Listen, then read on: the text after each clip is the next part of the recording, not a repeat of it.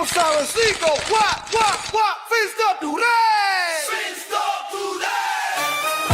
Oh, fins up, baby. Miami, stand up. This is Fins Talk today. Let's go. Sun up over there. Game day on the brain. From the tailgate smoke to the hard count rain. Orange aqua on my back. Crowd shaking every seat. We talking ball, talking heat. Turn it up, feel that beat. Fins talk today. Fins talk today. Fins up all day from the 305. We ride that way. Bobby Fins talk. Fins Sammy on the way. Miami, vamos. It's Fins talk today. Hey. It's Fins talk today. Who you reppin'? Who you riding? Miami. Who you riding? Dolphins. We break it down, break it live. Every snap, every drive. Hey. Fins talk today. Fins up all day from the 305. We ride that way. Fins talk. Fins Sammy on the way. Miami. Vamos. It's Fins talk today. Hey. Fins talk today. All right. Good evening, Dolphin fans, and welcome to Fins Talk today. Here, powered by FTS Sand and Fins TV, sponsored by Caneswear. I'm Bobby Fins Talk, joined always by my Fins Talk tag team partner, Fin Sammy. Sammy, my man. It's been a long time, bro. When's the last video? It's been a while, man. It's been a while. It's been a little bit, bro. How you doing, man? Yo, we're doing good. A lot of things happen, a lot of moving parts, not necessarily good moving parts. You got a lot of hope, a lot of expectations. The expectation can, lead to a lot of disappointments. There's someone that said that the promise is a lie that does not already happen. So, a lot of promise for the Dolphins. We'll have to wait and see because, somebody's rapping, everybody's hype. I see Colin and so many others and Jay Wingo and, all the others saying, the Dolphins had a record mirage of picks in the top 100. That's awesome, but we got ahead. And, I'm soulless. So, it's hard for me to, to have hope because I've seen this movie before and it doesn't end well. So I'm going to, I try to be positive. I believe in the power of positivity. But right now, I don't feel so good about what's happening. It's going to be this next season is going to be hard, but I'm sure we're going to talk about that. We're going to talk about it all. I want to shout out 305 Sports, Will Patron in the house. He says 5 minutes early. Definitely not Cuban time. No, brother, it's Puerto Rican time. We're a little early, man. Adrian of the Rainy Day Podcast in the house. Daniel also as well. The topic for today, Dolphins going wide receiver at 11 after trading Waddle. He says definitely not. That's a knee-jerk reaction. You draft Achane, the Penn State guard. That's the Sully way. Is you draft wide receiver on the second day of the draft. I don't know what the Sully way is. I know what the Green Bay way is. We haven't seen Sully's draft yet. But I get your point. Miami Sports, what's up, guys? Is there a specific player at 11 still like if there's a specific player like Caleb Downs, Mount Noah, or Bain, you go get them. Idle Man, what's up, my man? He says, Ione fan saw something today. His weak spot is pulling. Yeah. So, again, there's always that one player or a couple players, but there's always that one player before the draft that everybody loves. Everybody starts pulling for. You can't mention anybody else because it's that one guy, even though there's not just that one guy. So, like today, what was the talk when I brought up Spencer Fanu? It was like, he has the alligator arms. He has small arms. He's a guard. He's not really a tackle. He's a guard. He's two small arms. Well, today at his pro day, he had longer arms all of a sudden, and that seemed like that was a trend at the scouting combine where everybody's arms were a little shorter. So, and it's funny because faster and shorter. That's weird. I was listening to a scouting podcast on Sirius XM, and they were talking about and actually Draft Professor as well talked about, where does the arm length beginning? Where does it begin? Does it start at the shoulder blade? Does it start at the back? Does it start at the so it's interesting where does it end? So Bobby's two-step in every show now. Yeah, that's right. Just got to keep it moving, man. Got to keep it moving. I got 1,000 things in one. But anyway, we're going to talk about that because it is an interesting conversation, about what Miami could do at 11 now, especially now they have pick 30. That gives them extreme flexibility to go ahead and now, okay, I could pass on this guy because at 30, I might get this guy. Or if wide receiver, if you fall in love with the top 3 guys, or let's say you're not and you really need a receiver and you need that number 1, which Miami does, you can say, hey, I'll go ahead and target Denzel Boston out of Washington at 30. Or 30 or 43, look at Chris Bell out of Louisville, who I love. This draft is full of wide receivers, so you don't technically got to go 11, but it just depends on how the board's going to fall. Absolutely. Depends on how the board's going to fall. But why is this a conversation now more than ever? I mean, we lost Tyreek. We weren't talking about it. Even though I was saying, hey, I'll double dip at receiver. I wouldn't sleep at receiver. But now something else has happened. And that's Jaylen Waddle. The big news. I mean, you thought this was going to be a quiet offseason. Nothing was going to happen. We got a new GM. We got a new coach. They're going to trade a bunch of people or whatever. And, hey, they get rid of Tua. Wow. They signed Malik Lewis. What? They traded Jaylen Waddle. Jaylen Waddle gone, goes to the Denver Broncos, traded for the first overall pick, 30, a third rounder, and the swap of the fourth rounders. Sammy, again, this was kind of out there floating. We talked about different things that could happen. When we talked about this offense, we talked about the offense of next season. We say, hey, hope, God willing, this is still the roster by the time we get there. Waddle, Achane, Malik, and whatever. Now we know Waddle's gone. What was your initial reaction? What was your initial reaction when it happened? And now, after you've had some days to digest it, where do you stand right now? When I saw that, I said because I remember you had already talked about during the draft. During the trade deadline, you talk about it. I think you mentioned it a couple of times on Phins today.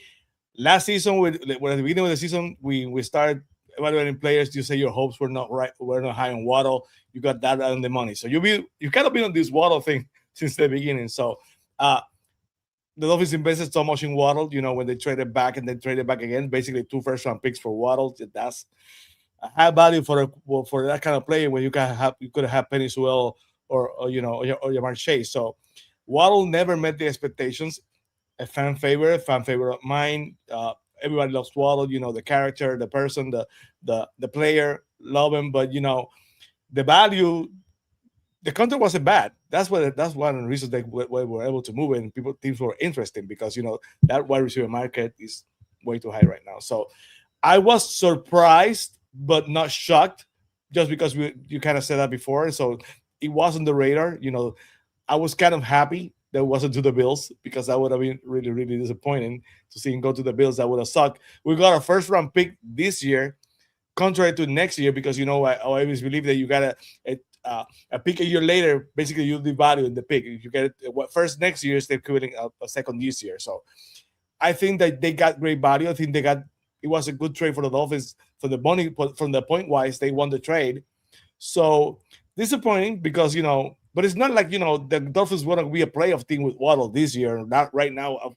With Waddle leaving, oh man, this is horrible. I see. We'll say it's a definite rival. It's more than a rival. It's like Steve Harris on Tuesday. It's a demolition.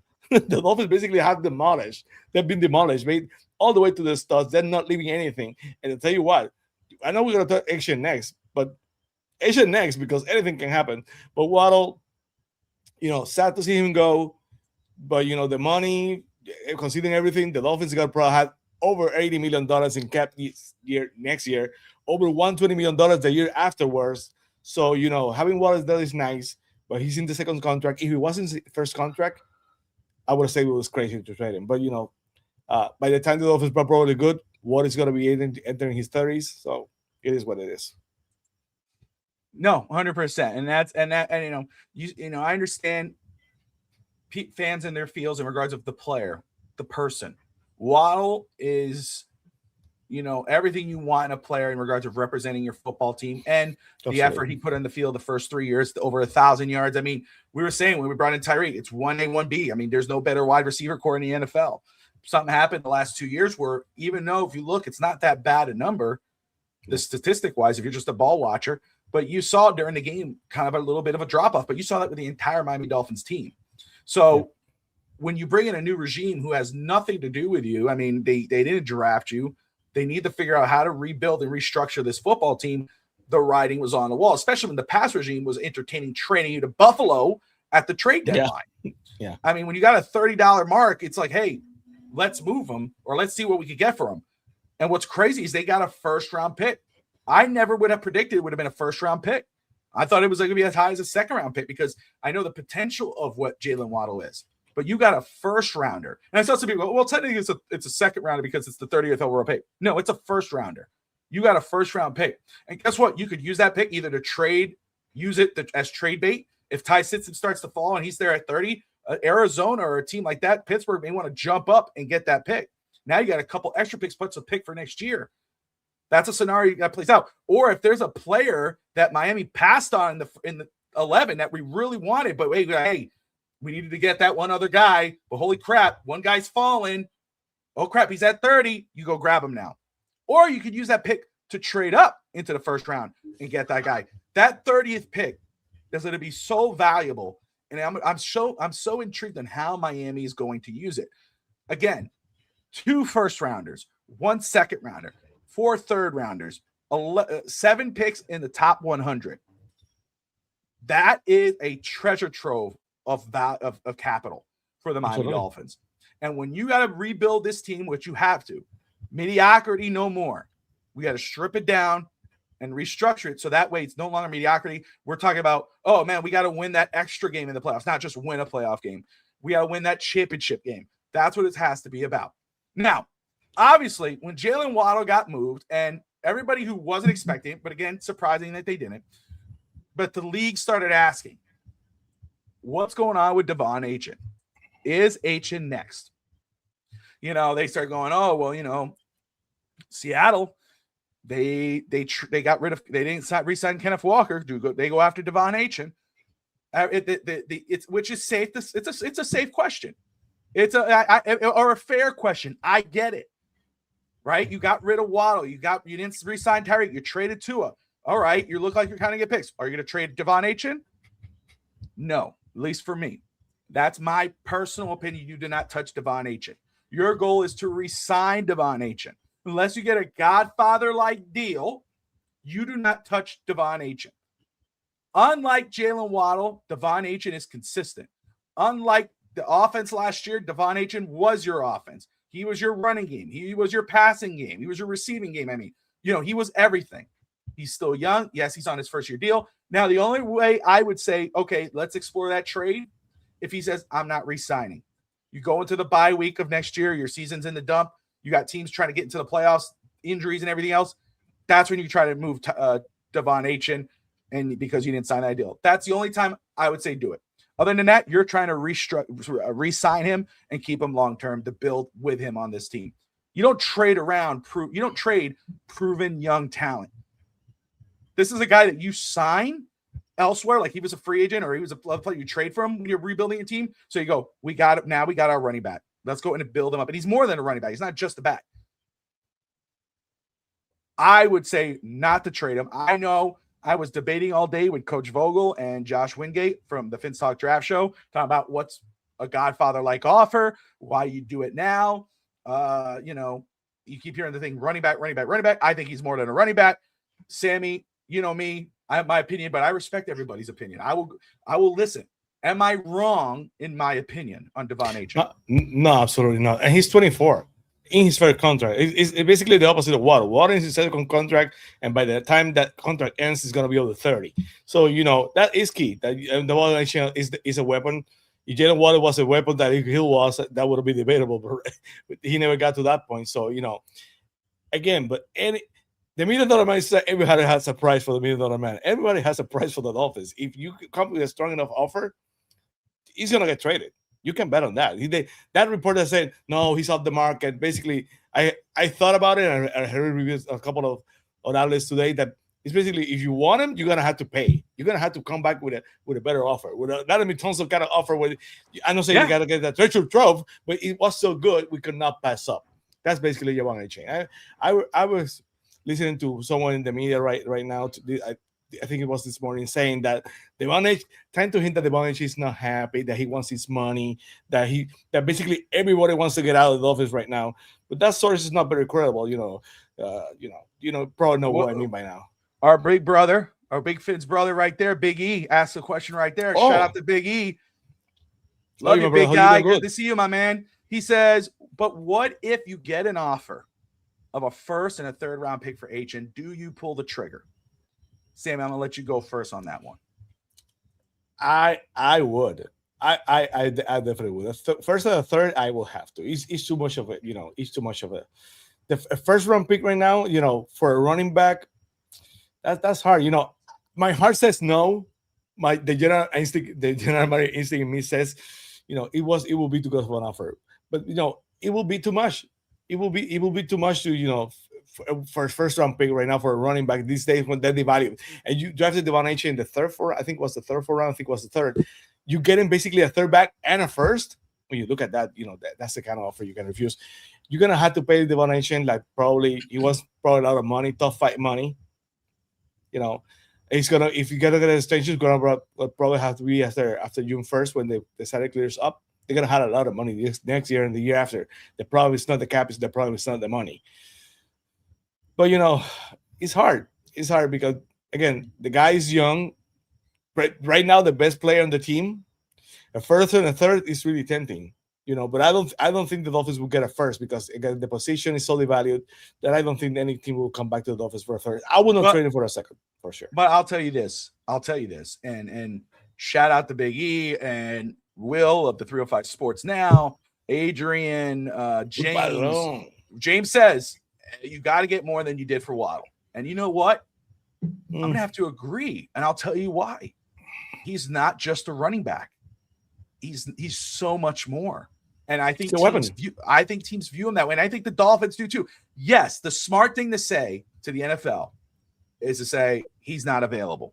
You're working on a contract. Yeah. He's a young player. You're not going to say it. But what you're also saying at the same time is if you dare to, he's not available. So if you call me, you better be willing to pay up. You have to give me an offer good enough that I'm going to listen in on you. I'm going to take a listen. My thing is this. To Ian and to all those watching, I understand. John Eric Sullivan did not draft Devon Achane. Jeff Hafley did not draft Devon Achane. Same thing as they didn't do Jaylen Waddle. So I understand them listening. They should listen. It's good business to listen. It's due diligence. But Jaylen Waddle is not on the same tier as Devon Achane right now. I think Devon Achane is valued really high around the league, that a team desperate enough will call you and give you more than that. Like, again, Jaylen Waddle got a first, a third, and a swap up a fourth. Now, fourth is fourth, but still, a first and a third. Like, that is bare minimum of what maybe you should get for a Devon Achane. Because he's not just a running back. Like, I was talking with Josh Wingate today, and I respect the hell out of Josh Wingate and his opinions. And anybody, really. Brett Lagasse. Brett said a third. Now, Brett, I love you, but you're out of your mind.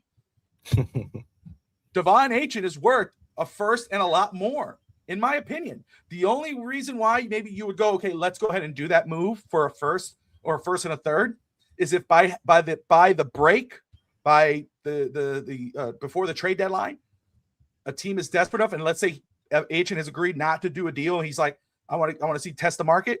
That's when you go ahead and pick up the phone, or you pick up the phone for whoever's calling, one of those playoff teams. That, hey man, we're going to give you a first or whatever because we're not going to be we're not using that first pick anyway. 30, 31, 32, whatever. Accept the deal, and then you move on. That's when you do it. At least that's how I feel. Like, I think 1 and a third is a great question, and it's worth the conversation. Like, I'm going to listen. Let's talk. Because now we know where we're negotiating. I could maybe add an extra pick. But you come in here, I'll give you a first round pick. Nah. You got to give me more than that. The issue here is, and I agree completely with you. You're right on basically the value of the player. that there's no debate on that. But the problem is that what made Waddle attractive was wide receivers are getting a lot of money. Waddle is stuck with that contract, which is a good contract for the next 3 years. If you trade for Devon Achane, you have to trade a first round pick and more, and basically give him a new contract. And GMs just usually don't do that. When they have to sign, well, the Dolphins when they did it for Tyreek Hill, but that usually doesn't happen. That amount of contract that you have to give for Devon Achane to probably maybe reset the market. So that's a problem because a team that goes in and running back like that is going to be a team that basically thinks they're a play at Devon Achane away from a Super Bowl. The Seahawks could be interesting in doing that because they don't have a running back. But who else is in the top tier? The Chiefs, I think that they already filled the position. So the Broncos have a more than capable running back right now. So when you look at it, you have to trade that asset and give it a new contract. GMs usually don't get stuck like that. It's not for me. It's not an issue who has more value. The one is much better player, weapon, and a better target for a team. If I'm more attractive to getting Devon Achane than Jaylen Waddle, if I'm looking for a trade. But when you have to take into account that you're gonna have a new contract to give him, that's gonna get a lot of GMs very queasy because if it doesn't hit, you might be fired. So that's a risk that not everyone gonna be willing to take. And this is absolutely fair. Ian Biggie comes back, devil's advocate, right? Achane excelled in McDaniel's offense with all the movement in the line. What's to say that there's not a drop off after McDaniel's departure with this new regime offense? Definitely for keeping him, and I believe that in regards of wanting to keep him. I get it, and I understand that logic, right? Like if he, with this new regime now, that's up to the coach and that's the coaching staff. If the coach comes in, Bobby Slowick and Hafley, and they come together and they go, man, Achane's talented, but he doesn't fit what we're going to do. We're not going to be able to exploit his talent like maybe McDaniel was able to do it. Then okay, I get it. I understand it. But if that conversation not happening and there's salary, now remember, and Ian knows this, and a lot of you guys know this who watch the Dolphins, everything they do. When Sully was brought in, he mentioned 4 players that he wanted to build this team around. He mentioned 4. Devon Achane was 1. Patrick Paul, Jordan Brooks, Aaron Brewer. Those were the 4 guys. He didn't mention Jaylen Waddle. The only one he mentioned was Travis Ringgold, and that's why he brought up Waddle, but Waddle's been moved. And during his opening press conference, he said, there's a lot of guys that we love and we or that we're happy with Miami, whatever, but don't take anything personally. This is all about the best for the Dolphins. So he did say Waddle. He did bring up Devon Achane as one of the 4 guys. But I absolutely agree that if somebody comes to you with an offer that you can't ignore, you should sit down and talk about it. But I believe that you try to work out a deal. And if you see what happens at the trade deadline, then you make a move. Because yes, the Seattles of the world, the Broncos made that move, right? But even who knows? Any of those playoff teams out there, Kansas City got Kenneth Walker. One of those playoff teams are going to be calling you. Hey, we lost. Let's give you one of our late first round picks. Then you can have a conversation, a first and a third, and do it. That's a trade deadline move. Not now. Now it's a bigger move. A first, something next year, and a third, or maybe something like that. Maybe. But great talking point. And I absolutely freaking get it. Like it makes a lot of sense. Like, what if, he has a drop off? But are we going to bet on his drop off? Or are we going to bet that Devon Achane is going to come in with a chip on his shoulder, ready to play next season, ready to show that he's bigger than McDaniel's offense, that he was the guy that we think he is? I'm betting on that. Then there may be a drop off. Yeah, it would have been interesting. My dad and the Chargers, who had the money, the cash space, and the asset to make the trade, went to the Dolphins and said they wanted him. They went with Mitchell in a different direction. So I think a great point by Ian, because basically that's it. Everything's on the table, And again, Devon Achane right now is here. He sees the roster, and he's like that Will Smith gif. He's looking out the room and saying, like, what am I doing here? Am I the only one? So you have to catch the interest in the play to basically stay in Miami right now. If he doesn't want to be here, and it was a better opportunity, and the offer is there, the Dolphins are probably going to move him. We just don't know. But I don't think it's not as difficult to believe in a scenario when Devon Achane is moved when you think about it. It's hard for us as fans because, the player is great, he's young, a superstar. But when you think about it, a new regime, the fact that you're gonna give him a new contract, we don't know if he really wants to stay here right now with the regime change, with so many players gone.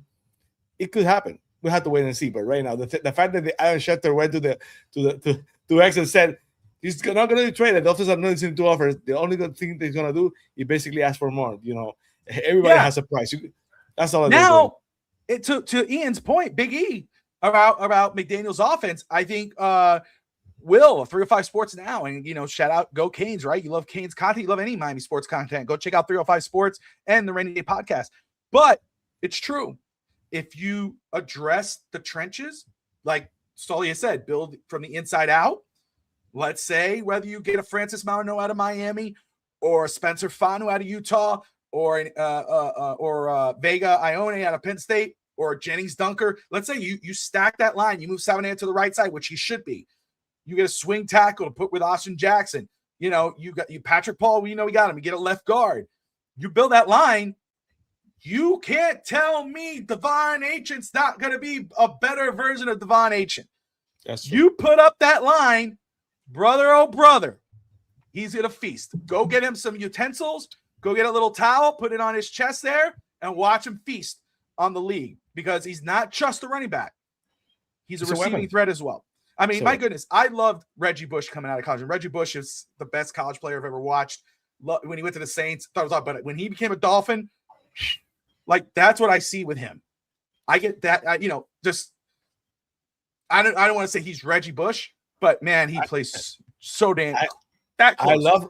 I love Reggie Bush when he came out of college. I thought he was great, and I even think Devon Achane is more dynamic in so many ways. So, it is what it is right now. Devon Achane, for me, but for this kind of offense in the NFL right now, Reggie Bush was ahead of his time. That kind of back with the receiving threat, Marshall Faulk and him, they were ahead of the time. Devon Achane is the running back for this era, for this time. So, again, he's a weapon. It will be hard for seeing him go, but if the right offer comes with all the circumstances we already talked about, he's going to be out of here, if you ask me. We'll see. It's an intriguing time to be a Dolphins fan, and I'll tell you what, I don't care if whoever's on this roster, it's bigger than the player. It's always about the logo. Okay. I'm not wearing a logo right now because I just got home from work. I had to help my son with something. I wasn't able to change, get in my gear. Sam looks great with that Phins TV gear. Make sure you go subscribe to Phins TV. Every time I get an FTSN hat or whatever, my family keeps it. We get it done. And then it gets lost supposedly. When I go down to Miami, I got lost. Like, all right, whatever. But it's bigger than the player. And I love Devon Achane, but it's about the logo. I don't care if we're 16-0 or 0-16 or whatever. I'm a Dolphins fan until the Lord calls me home. So we'll see what's going to happen. It's going to be it's a very interesting offseason already. To be a very interesting new time, because this is not the same old Dolphins. I know a lot of people go, I just don't trust, the draft and, 11 picks. Are we going to get it wrong? Are we going to do it? It's not Chris Greer. Chris Greer is gone, brother. It's Solly now. We don't know where we're going to get. I know people go, oh, well, Solly's way. We don't know what Solly's way is. We don't know what his way is. No. And to be fair, right now, to be honest, like we talked on Phins TV on Tuesday, everything that he set out to say he was going to do, he's done. The guy, it's not fluff. He's on the money right now. He's basically, draft and develop. That's the plan. That's what it says. So that's what he's going to try to do. He's going to fill the team with a lot of young players, see which one they can develop. The ones who don't develop, they're out of here. You need a lot of drafts to do that to be successful. So they're going to take as many shots as they can. And I'm just going to say again, right? Like, yes, I believe that we have an idea of what he's going to do because of where he's been and what he's learned from. So we could use that blueprint, but I don't think he's going to be word for word Green Bay. There might be things that Green Bay did. He was like, man, they should have went this way. He might put it here, but I love what I've seen so far. I don't want to say trust the process because we all hate that. We've heard it all before, but I'm going to say that I like that these guys got a plan, and it's about damn time because we got new guys running the show, and it's looking pretty good. It looks like it's actually coming into fruition. Like, talk about, how many times have we talked about there has to be competition? There has to be depth. How many punters have we signed? How many kickers? We signed 2 long snappers. Two. How many corners? How many safeties? We got 2 receivers. We don't know if they're going to be starters now. We got 2 receivers, and we just traded one. We're still looking at receivers. Like edge rusher. We got 2 edge rushers, and we know what the edge rusher. Like, he is absolutely filling in this roster. Now, we know not all of them are going to be starters. We get that. But this is what we've been asking for. This is what we've been needing. And the Dolphins are finally doing it. Like, that's the difference between what's happened between this regime and last regime. Is it going to work out? I don't know. Big E was 100% correct. Me and him hung out. We were at the DCC, and I asked him, I said, man, what do you think? And he can put in comments if he's still there, but basically I said, how you feel about Halfley and Sully? And he's like, we all heard it before, right? They all say the right things, and it doesn't turn out that way, And he's right. That's why this year is about no expectations. Don't go in there with no expectations this season. This season is about watching the young guys play. Let's see what these draft picks do. Let's see what Achane does if he's still on the roster. Let's see what Malik Willis does. Let's watch them grow. And when they make mistakes, how do they address those mistakes? How do they come back the week after? That's what I'm going to be watching this year. Sammy, I'm sorry. Go ahead. No, please go ahead. I'm sorry to basically trying to, so excited to talk. No, it's right on, brother. On Phins TV, we're heading out to our 4th season on Phins TV. Every single year, with Steve, with Matt, with Sherry, with Eddie there, with Adrian, with Jason, I used to say every single year, the definition of craziness is to continue to do the same thing and expect a different result. And we said that so many times every single season. And, rinse and repeat. The Dolphins tried to get the same patchwork, the same things, trying to fill the holes with players that basically were washed out and basically into Miami to get the retirement plan, or players that basically were superstar without a hype but didn't fit or didn't have the character for the team. Miami's a city of a lot of distractions. You need to have the right person, the right athlete to be here. You cannot continue to do the same thing and say this reaction. They need to do, like Steve said, a demolition of this team, not a complete, rebuild, a demolition. And that's basically what they're doing. I would not be surprised if they take it one step up and Achane is out of here, and who knows who else is not here by the start of the season, because this is a demolition. They're basically going to take this into the studs or even more, and they're going to try to rebuild it. We can try to think about it. And it's going to be disappointing. It's going to be the schedule is going to be probably very, very hard next year. We're going to take a lot of heat, a lot of losses, a lot of crap for all the fans of other teams. But, you have to keep the eyes on the ball and think, there's going to be a lot of excitement for a lot of young players with a lot of hope. And if Malik Willis is a player, at the very least, the player we think he can be able to be, he's going to be good enough to put the draft space in the position where we can evaluate them properly. Because, if you have, nothing against Queen Ewers, but can you really truly evaluate a good wide receiver, a good tight end receiver, when you don't have the top of the tier quarterback that basically makes it the better version of himself? So that's why Malik Willis works, because you're at least going to have a quarterback where you're going to be able to take those 11 picks in any position on offense, whichever are on offense, to evaluate them properly. So it is what it is. I will say, great question by Cat in the Hat. Can you guys address how is there going to be a quarterback competition with Malik Willis getting the contract he did? Because Solly did say there was going to be competition. Again, he first off, he got a contract way cheaper than I thought he was going to get. It's a pretty damn decent contract. And this year it's like what, cap wise, a $5 million hit. I'm going to say that, in regards of, even Malik Willis, when Willis was signed, they said, were you brought in here to be the starter? I'm paraphrasing the question, but he said, I'm here to compete. I'm here to compete. And again, he's here to set in motion what the culture is going to be for this organization. Solly has said competition at every position. Halfley, competition at every position. And now your guy that you signed that was supposed to go elsewhere, Arizona, a lot more money, whatever, comes to Miami for a lot less money and a real cheap deal in the first year. He says, I'm here to compete. This is not the same. And I'm not knocking the guy when I say it, but what I mean is this is not Tua where there's no competition. We know he's the automated starter. Yeah, it's completely. I think Malik Willis is going here, even if he is projected to be the starter, which we all believe he will be. I'm not going to play like that. I'm not going to play like I have the job. I'm going to play like I have to earn this job. And that's what you want. That's why Miami signed him. That's why Solly signed him, not because he was wearing Green Bay gear and you're like, I just want a Green Bay guy. It's because they saw this backup quarterback who was drafted in the 3rd round, who, flunked in Tennessee because Tennessee was a joke at that moment. They saw what he did for 2 years behind the scenes, busting his ass, working in the practice room, in the film room, doing everything that needed to be done. And then when he came in, he shined in his moments. They're like, that's the guy we want leading our team, leading our quarterback room, a guy who's a competitor. So I do believe that they're going to push a competition. They're going to say, man, you're letting Quinn Ewers, the 7th round pick, beat you out in practice. If Tua got outperformed by trying to say Skylar Thompson. Skylar Thompson, Tua was going to start. They weren't going to give Tua any crap. They're not with Chris Weir. Not ever right. with Chris Weir. Never. They're doing. If you think Halfley's going to be the only one saying something to Malik Willis, I think you're wrong. I think Sully will be very involved in the players. And Quinn Ewers at one time was one of the top prospects in the whole country. So, Quinn Ewers had a lot of potential at some point. By the end of the contract, Malik Willis is going to be making the top quarterback backup money. So it's not it's not a deal where if Quinn Ewers all of a sudden this offseason lights come off and he's a superstar quarterback, he's going to start. There's no way he's not going to start. But at the very least, Malik Willis is making backup quarterback, top of the year backup quarterback money in 3 years.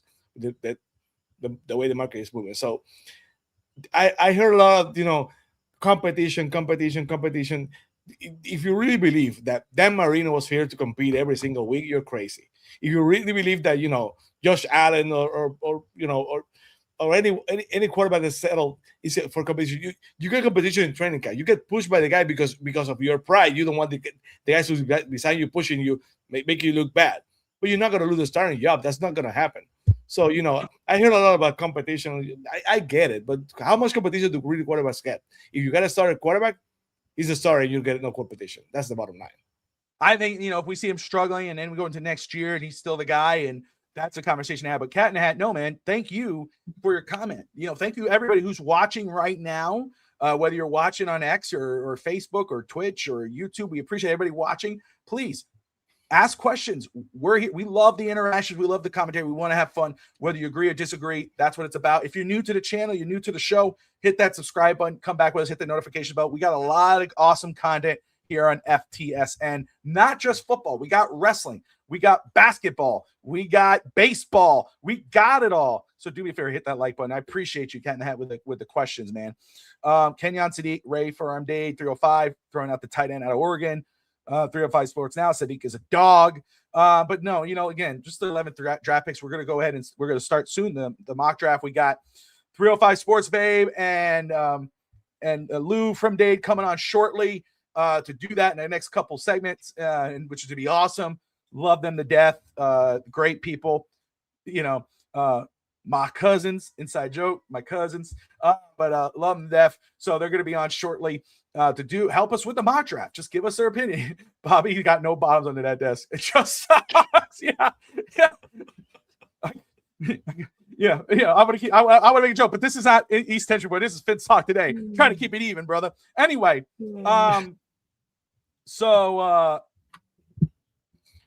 okay, cool. So I just want to make sure Russ is with Alex going to be doing the World Baseball Classic on FTSN Extra. So they're just messaging me here. So Sammy, I may just do that very quick and you keep talking, but we're good right now. But 11 draft picks. Think about that. 11 draft picks. Everybody talks about how weak this draft is in regards to quarterbacks and whatever. First of all, what's great about this is that there is not that top dog. Like you could get a quarterback later on in the mid-round picks, and that goes for any team, not just Miami, but you get a quarterback later because they're so undervalued that the value, like you get Drew Alar at 150 or 227. I'm talking about Miami. Yeah. That's amazing value for that type of player, for that type of guy, or Taylon Green. Like I keep hearing about how bad a certain position is in this draft. This is a great draft to have that many picks in the middle. Like just like a turkey, you like to get the juicy parts. Like I love the skin, not gonna lie, but like to get in the middle, you want the juicy middle. That's like this draft. The beef is in the middle. The good stuff is in the middle. You know what I'm saying? Like I know we love the 2 top picks, but get me in that center spot because there's a lot of good gems in there. That's what I love about it. Like Adrian says, we could put a dent in our needs with this draft. 100%. 100%. You got 11 picks. And You might end up with one or two more, depending on what you do in the first round. Miami may trade back in the first round from 11, trade back and get a couple extra picks or get a pick in the mid round and get a pick for next year. Fried turkey skin. Can't go wrong with that turkey skin. Steve says, hearing a lot of buzz around Cole Payton and Taylon Green. Cole Payton, he's a lefty, right? I know a lot of people get a little iffy with that, but he has an arm. He's athletic. He could extend a play. Taylon Green, that is all upside. Like he's raw. He's a raw prospect, right? There's a lot to work on, but there's a lot to love about that guy. 6'6", 222, whatever, beast of a man, runs around. Also, and he's perfect to put behind Malik Willis and Quinn Ewers. Let him develop for a year. You're good. If you get him later, look, Cat in the Hat says Taylor Green could be the next Josh Allen. And the quarterback coach knows him again from Kentucky or something. I think they know each other, right? But the quarterback coach in Miami has a relationship with his prior relationship. He does. So that could happen. And Peyton's big, man. Peyton's a good size too. Sawyer Robertson out of Baylor is a good size. There's some decent sized quarterbacks later on in this draft that, you don't have to go early. I'll tell you, the only guy at play in regards of Miami's pick, not saying for Miami, but for Miami's pick, is at 30 if Ty Simpson's falling. That's the pick to look at because Miami could take advantage of that. And teams might go, well, hey, what's their history? Is Green Bay's history is they'll take a quarterback. They don't care who's their guy. Let's call him. Here comes Pittsburgh. We'll give you a pick next year too. All right, take it. Bam. You move down into the second round. That's okay. A second round pick. You get a second round pick. You get another second round pick. You got a couple picks for next year. Down. Or Arizona's a couple picks down. If they want to jump ahead of the Jets, if the Jets haven't gotten Ty Simpson, they got to trade up. They'll go to 30 to Miami. It could happen. Now the receiving room, right? We're talking quarterback, but we have Malik Willis. We got Quinn Ewers. Now, again, we're not sold on anybody because we have not really known to see them in that full starter potential role. But receiver, it was already a need before getting rid of Tyreek Hill and Jaylen Waddle. But now you got rid of both. Both are gone. It's a desperate need now.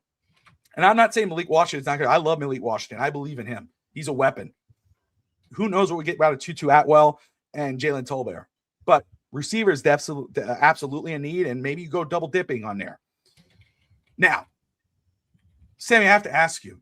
I know you don't look as hard, or but is there any one receiver in that 11 picks that you're like, whether that's Carnell Tate, Mekhi Lemon, Denzel Boston or Washington, or Jordan Tyson, one of the top 4 guys. If any one of them is at 11, does it even give you cause to pause? Do you go, I have to think about that? Like, that you can't, like, you have to think before you actually pass on them. Is there that one guy?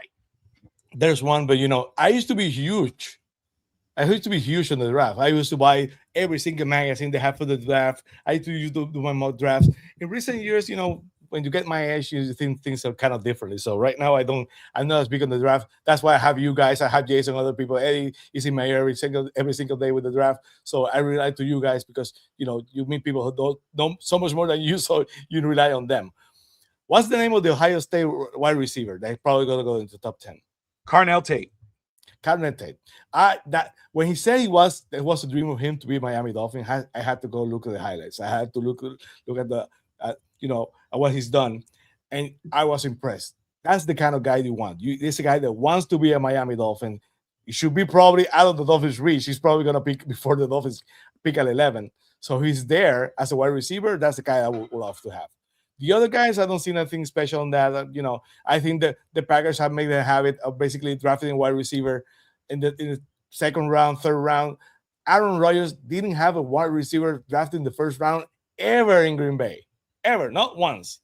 That's why he left they drafted a wide receiver in the first round, but while he was there, it never happened. So I think that they're gonna probably be looking at edge, maybe cornerback. I'm pretty sure they're gonna go defense in the first round. If the offensive tackle from the Hurricanes is there, I'm very far in there right now. They can move to guard this year. That's the kind of guy you go watch, but you go get. But defensive end, cornerback, I think half is gonna go defense. Or offensive line. But if that guy is there, a guy that wants to be a Dolphin, high character guy, probably the best receiver in the draft, and he falls, you go get him. And I want to say, I think it was Jeremiah Smith. I think who said he would love to be drafted by the Dolphins. Cat in the Hat saying about going to the, on his show, man, reach out to us. Just DM us either at Fin Sammy or at Bobby Finstock on X, brother, and we'll see what we can do. We'd love to discuss that, man. What did I miss? What did I miss? I was sharing here in the chat. What did I miss? Oh no, he just said about coming on. I think you all have to be a special. You all should have special from the Eastie Boys or the AFC Eastie Boys. Sure. What else? I saw some Cat in the Hat says I talked to Malik at the DCC. Seems really locked in for the opportunity. Malik Washington is an awesome dude. Took the time to chat with my son. I saw him at the DCC as well. We're talking about the DCC. We got 2 special guests coming in here right now to assist us with the mock draft. They're both great experts at the draft. They know every prospect, and I'm just messing with them. No, but they do. No, but what I love it to give us that fans perspective as well. And I know they got plenty of opinions on the quarterback position and the receiver position and Jaylen Waddle and everything else. We get it all from them. But hey, guys, listen, for all those just tuning in right now, you're watching Phins Talk today here on FTSN, powered by FTSN and Phins TV with Fin Sammy and myself, Bobby Finstock, sponsored by Caneswear.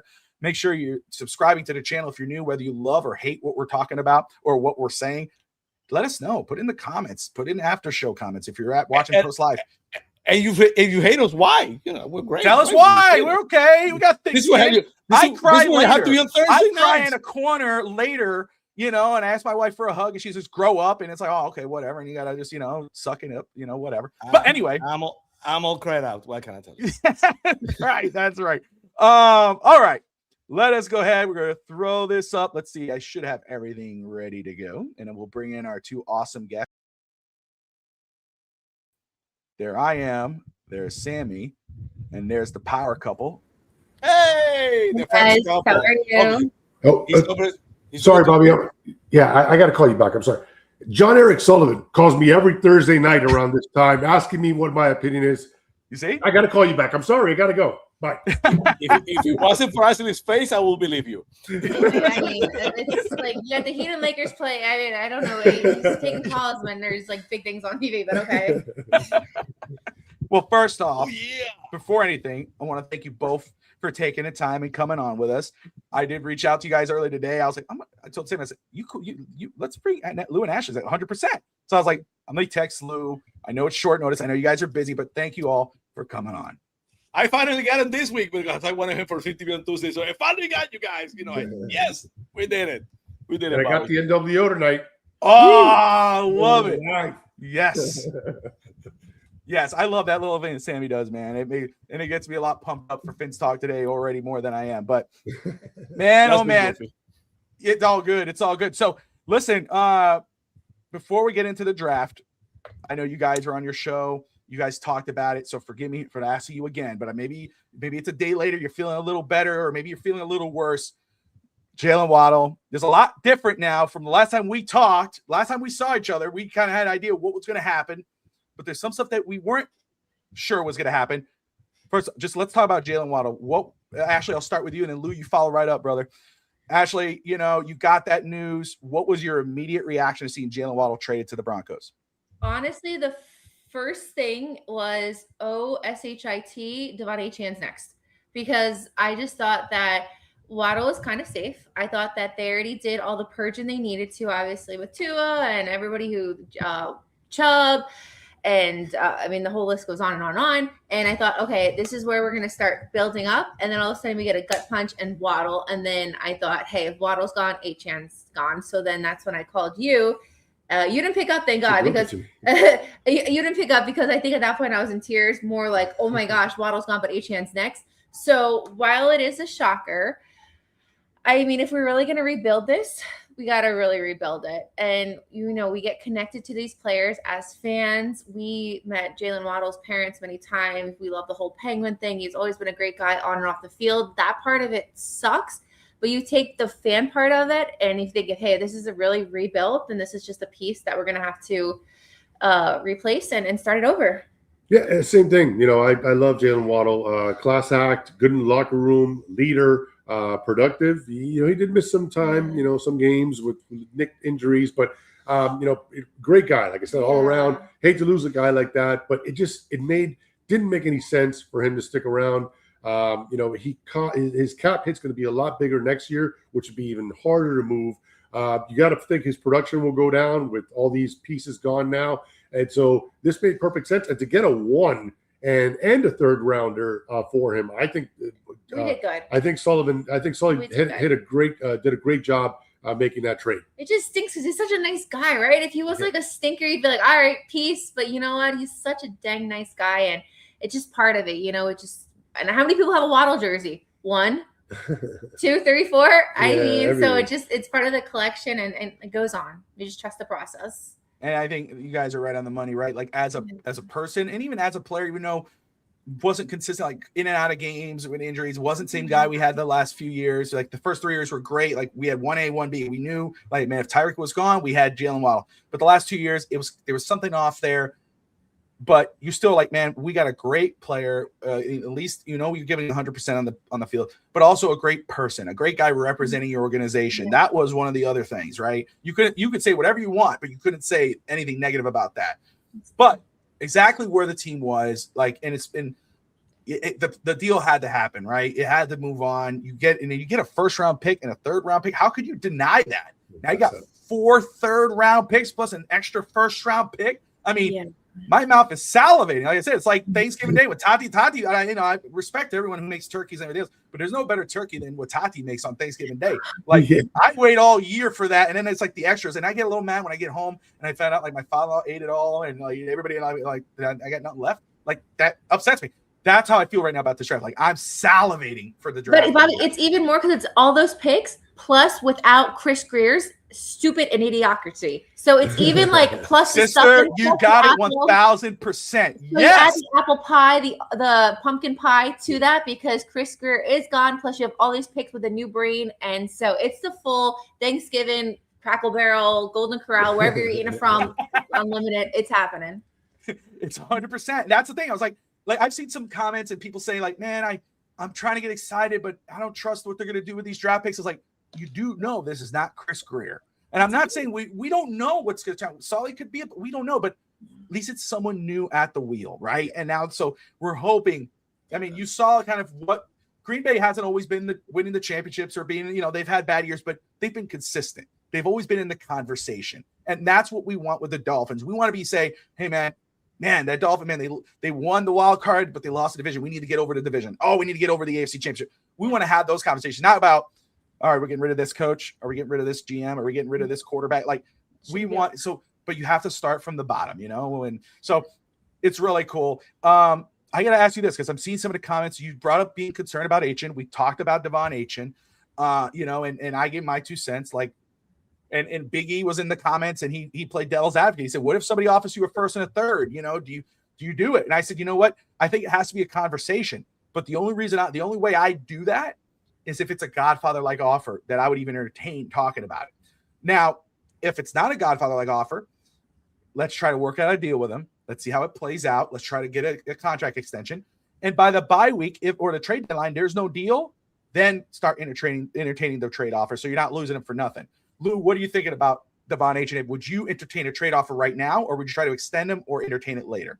Good question. Yeah, it had to blow the socks off. Sully came out and said that he's not looking. He's identified, and again, this is all talk, right? But he's identified him as a guy he does not want to move. So I'm along that same line of thinking. I would not want to get rid of him. Just 24 years old, could do it all. A Marshall Faulk type player, very special, very hard to find that type of player. It's hit or miss in the draft. The last 3 Dolphin running backs that were selected in the first draft, Ronnie Brown was a good one, but for where he was picked, maybe should have been more on a higher trajectory. And then besides that, Sammy Smith, and I'm forgetting the other one now, but either way, none of them were, knock them out of the park kind of guys. So Achane is that, and I would not get rid of him for anything but, as you said, a Godfather offer, which I don't think will come to fruition. CMC, McCaffrey didn't get a first rounder back in his return. I know he was coming off an injury, but if McCaffrey, who's the standard, who's been doing it for this long, has got into the big game before multiple times, if he didn't command a first round pick, I'm not sure Achane would. And again, it's hard to find a stud running back like that can do it with his feet and also catching the ball and getting yards that way as well. I mean, just answer very quick. You want Wingstop for dinner? Yeah, I know. I just I answered her text. My daughter is at the she had to take my daughter to the clinic for her leg. But yes, I said yes, I would love Wingstop for dinner. Just make sure you get the fry. I don't want the Wingstop fries, get the McDonald's fries. But that's what make sure you do that, Todd. Don't come in here with that Wingstop fries. You turn right around. Tati, If I'm not home, if you can't find me later, call 9. Well, I'm just playing. Don't do that. No, she'll get Manny Bearder Fanatic in the house. Great to see Manny pop in here. Bobby, a lot of people in here right now. Appreciate it. Bobby, yes, you don't do that for a Puerto Rican woman. Just run, buddy. Run for your life. Where's my rosary, brother? I gotta do some prayers, my man. With Achane, I just wanted to add that Lou and I, we don't always agree, and you wouldn't believe it, but we don't always agree. But I do agree with you here in the sense that I don't want to see Achane go anywhere because, first of all, we pretty much purged the whole team. So when we have all these new rookies going around, they're going to need to know where the closest gas station is, where the closest IHOP is. So at least we have one guy who's been on the team for 2 or 3 years that can help the rookies come in, number one. And number two, I still think that we haven't even seen Devon Achane's potential yet because he's had Tua as a quarterback. And I'm not saying Malik Willis is going to come and be the next greatest thing down here, but what if he ends up being better than Tua and gives Devon Achane even more fuel to make him become a better player than we've already seen. So you know what? Let's just give it a little more time to, first of all, see if Devon Achane could even be a better player and develop even more and help the rookies find out where the closest gas station is, right? At least give them some sort of guidance down here to figure out what South Florida is because pretty much everyone's gone and Devon Achane can at least be the 4-1 of the team. Yeah, and I'd like to just one more thing really quick that I'd like to add is that I think the play here is, I got mixed reviews when I posted this on Twitter yesterday, or 2 days ago. The days are running together now, but I think the play with him is extend him, and then when we're ready to win, franchise tag him. I like it. You could do that twice. He won't like it, but it is what it is. I think you got to keep him and see where we're at in 2 years. And if he's going to demand crazy amount of money, you take the ink out of the pen out of his hand and you franchise tag him. And again, it's not a popular move to the player or to his agent, but it'll be great business for the franchise if you could lock him up and not have to worry about it. I like it. As long as it's in it's a part of the NFL, it's there to use. It's business. Yes. Business is business, right? And again, Ian asked another question earlier too, which is a great question. And he said, "I want him back." By the way, right? He made sure when we all love Big E. Shout out to Big E. But he brought up that question in the comments. He was like, what if he's basically, I'm paraphrasing because I don't have it in front of me, but what if he's a product of McDaniel where, McDaniel got the best out of him now with this new regime, he kind of goes backwards. That's a fair question, but we don't know until we know. What if, this team actually builds from the inside out and they go in and secure that left guard spot, move Savanair to the right side, go get that right tackle, that swing tackle. Now you got a beefed up offensive line. What's Achane with a beefed up offensive line? That was my follow-up. So my thing is we know what we, and I was having this whole debate back and forth with Josh Wingate and Coach Vogel from the Phins Talk Draft Show because they were kind of, Bobby, what if they offered this? And I'm like, I'm not doing it. But they're like, I'm like, I truly believe that we could find players comparable to what Waddle could bring you. I don't know if there's a player and running back who could bring you what Achane can bring you right now. They say Jadarian Price from Notre Dame, and I believe them. I understand, there's a lot of good in, there's some studs in the draft, but it's like Achane's a for sure thing, and he's still in his prime. Waddle seems to be kind of taking, even though he's young, he's still kind of taking a step back, and I know Denver fans won't like that, but it's kind of obvious when you see it on the field. Achane's not that guy, so a little hard. I just want to ask one more question, and Sammy, you could jump right in. But I want one more, is that who's next? Is there any one player you think, we said Achane, we're scared about Achane, right? But is there one player could be this guy? If you had to name one more guy to be off the team, who's going to be? I think it's TD the mascot. I don't think he's safe at this point. I think we're going to be in the market for a new mascot. I don't know what he's going to look like, but I think TD is the next one to go.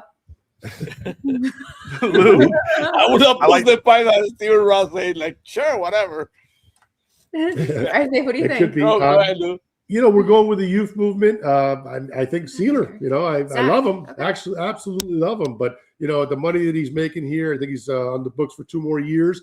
And with his age, and the reality is that if he's on the book for 2 more years, and we're probably not going to win those 2 years, why not let him be great somewhere else and then make a move and get some more picks in here? Yeah.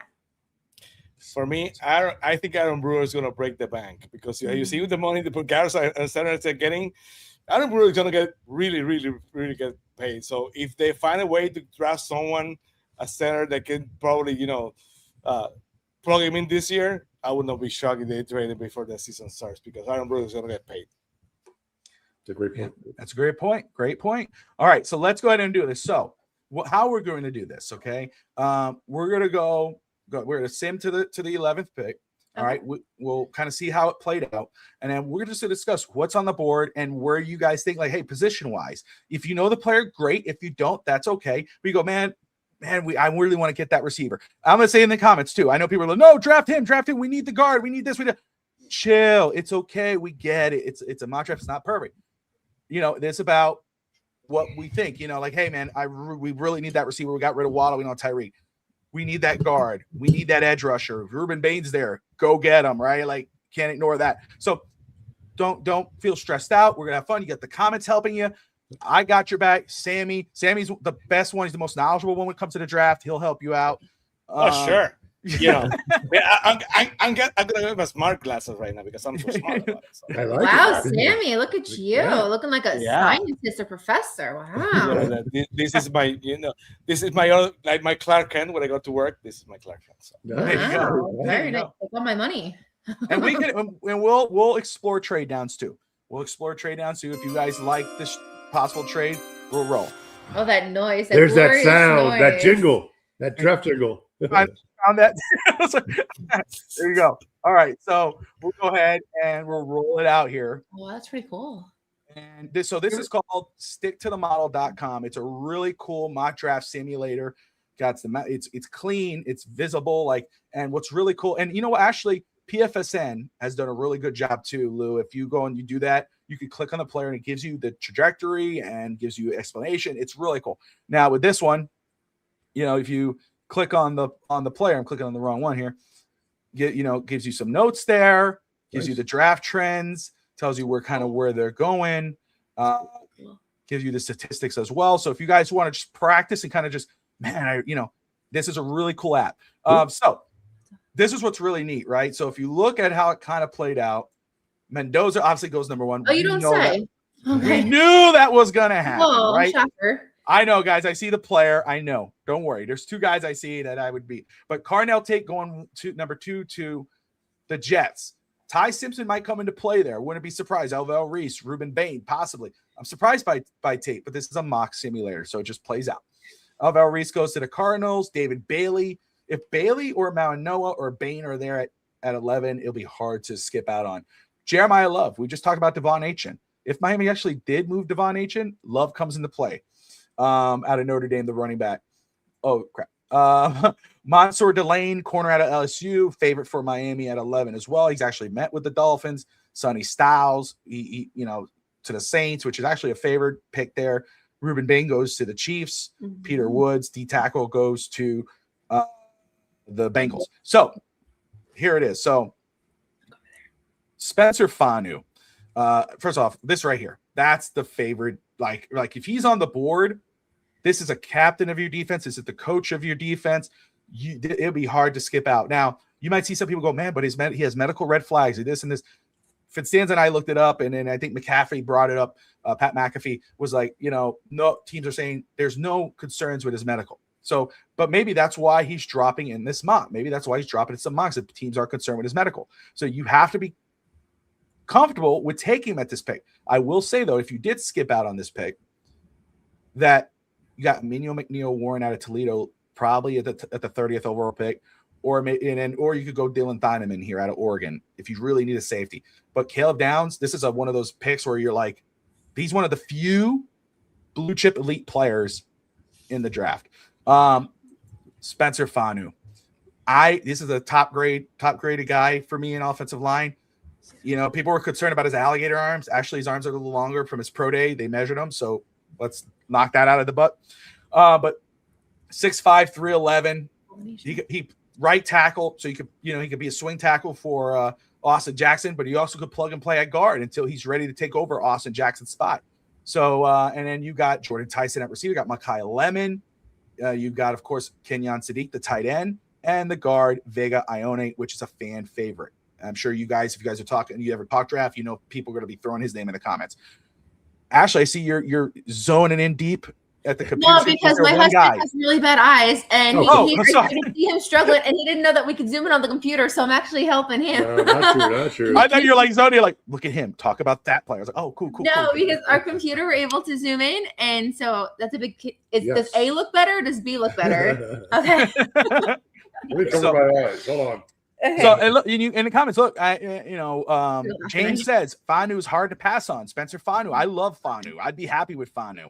You get Fanu now, you can put him at guard, or you get Fanu now, and you can go get Jennings Dunkins at later on. But anyway, Caleb Downs is another guy. It's like, man, if he's there, it's hard to pass. But I'm going to ask you guys, if you know the player is great. If you don't, tell me what position you love Miami to target at 11. Definitely. So for the past 5 drafts, right? We've gone to draft parties, and I've done interviews with NBC and CBS, and they always ask me, Ash, where do you want to draft? I'm always offensive lineman. Why is that? Because I wanted to always protect Tua at all costs, because I know he was just one hit away from maybe something bad happening. So the last 5 seasons during draft, it was always offensive line, just to protect Tua. Now that Tua is no longer with us, I want to shift my opinion, and I want to say that I think we should go for a wide receiver, because I want to give Malik Willis the best opportunity to succeed with as many weapons as possible, fresh weapons as possible. So I would want to say we should go for a wide receiver right off the bat. I love it. I'm not sure about that, especially I saw Mel Kiper that he put the Jordan Tyson, the Arizona State wide receiver there, who has a history of having some injury issues and staying on the field. So I don't know. I think 11 is too early for a receiver, in my opinion. I think we just got a coach that's got a defensive mindset. So I would look to, go to either safety, safety like Downs, Ohio State, or maybe a linebacker. I think he'd go with that. Ideally, though, what I really would love to do is maybe trade back here, get another first rounder. And if somebody gives us something good for next year, because again, I think this is a 2-year build, and we got to keep pace with the Jets. The Jets have 3 picks, 3 first rounders in this draft and next year. So they're not going to do anything with that. Don't worry. They're the Jets. Relax. That is true. But I wouldn't mind exploring the option of trading out of this spot if we could to get more capital. 100%. Sammy? Well, as a draft expert, as you know, I really am. I'm gonna take the seat that Ashley left open, because right now I'm gonna take offensive line, just because of the fact that Chris Greer could not draft an offensive lineman to save his ass or himself or his life. So I'm more comfortable and confident that Sullivan, who the Packers usually drafted a lot of offensive linemen early, I think that he probably does a much better job than Chris Greer evaluating offensive linemen. And basically, they did the opposite. They drafted wide receivers in the 2nd, 3rd rounds with a lot of success. So I will go offensive line, but I do believe Sullivan will probably go defense. But I want to give Achane, if he's here, the best opportunity to create some lanes, a young offensive line. Whoever is the quarterback, if Malik Willis is great. If not, a young quarterback that ends up being the draft pick next year, the best offensive line possible. So I will go offensive line. So that will be as my choice as a draft expert right now. I love that y'all went different. I really appreciate that. It makes it so much easier for me. But we'll explore the trades. And I know there's some people like, take Caleb Downs. What are you doing? But you gotta. Adrian says Spencer Fano or Caleb Downs. Rock, paper, scissors. I like that. Maybe we will do that. But here, let me show you how the trades kind of work out here, Lou. So look at this. So right away, right, you got Dallas. They're giving you the 12th and the 92nd pick for the 11th pick. They'll say move up a spot. That is, to me, that screams Caleb Downs. That would be Dallas. Dallas would go ahead and grab him right there. Then Detroit is offering you 17 and 50 for 11. So think about that. Like you go, man, that's 6 spots, but you're getting an extra 50. You get the 50th overall pick. Then you got, of course, the Chargers offering you 22 and 55 for 11. And then the Jets. We're not doing the Jets. I'm just going to clear out the Jets. There's no way. Anyway, I ain't helping those other. Nick says, I like a trade bet, get more picks and try to fill out more holes. I love it. So what's more attractive? What's wrong, Sammy? What are you doing? Please go ahead. Adrian just spoke in my mind with what you said, but please go ahead. Oh, I know. I heard it too. Lou, you see these trades. Which one catches your eye? Dad Dean just said it. I'm all over that second offer from the Lions. 17 and the 50. The 17 and the 50. I love that. I mean, you move back 6 spots, but you're still going to get a very high impact player at 17, and then you pick up a 50th. Now we're really cooking with having 3 picks. In the 4 picks in the third round. Now you add a 50th to that in the second round. I mean, I'm all over that move right there. There's a lot of talent still on the board at that time. James is saying 17. He's saying Detroit. Idleman's saying Detroit. Dad Dean saying Detroit and get the Penn State guard. Are we good with the trade? Are we good with doing trade now to Detroit? We'll accept it. Play the music, Lou. I'm calling Sully right now. Hold on. There you go. Play the music. There it is. We accept. Look, hold on. So we traded down to 17. The Penn card goes at 15, but look who's still on the board. Spencer. Run to the podium. That's it. It's signed, sealed, and delivered. Are we good with this pick? I think we're good, right? We got 50 and Spencer Fanu. Absolutely. Yes. Miami Sports is like, oh, come on. You should have took Caleb Downs.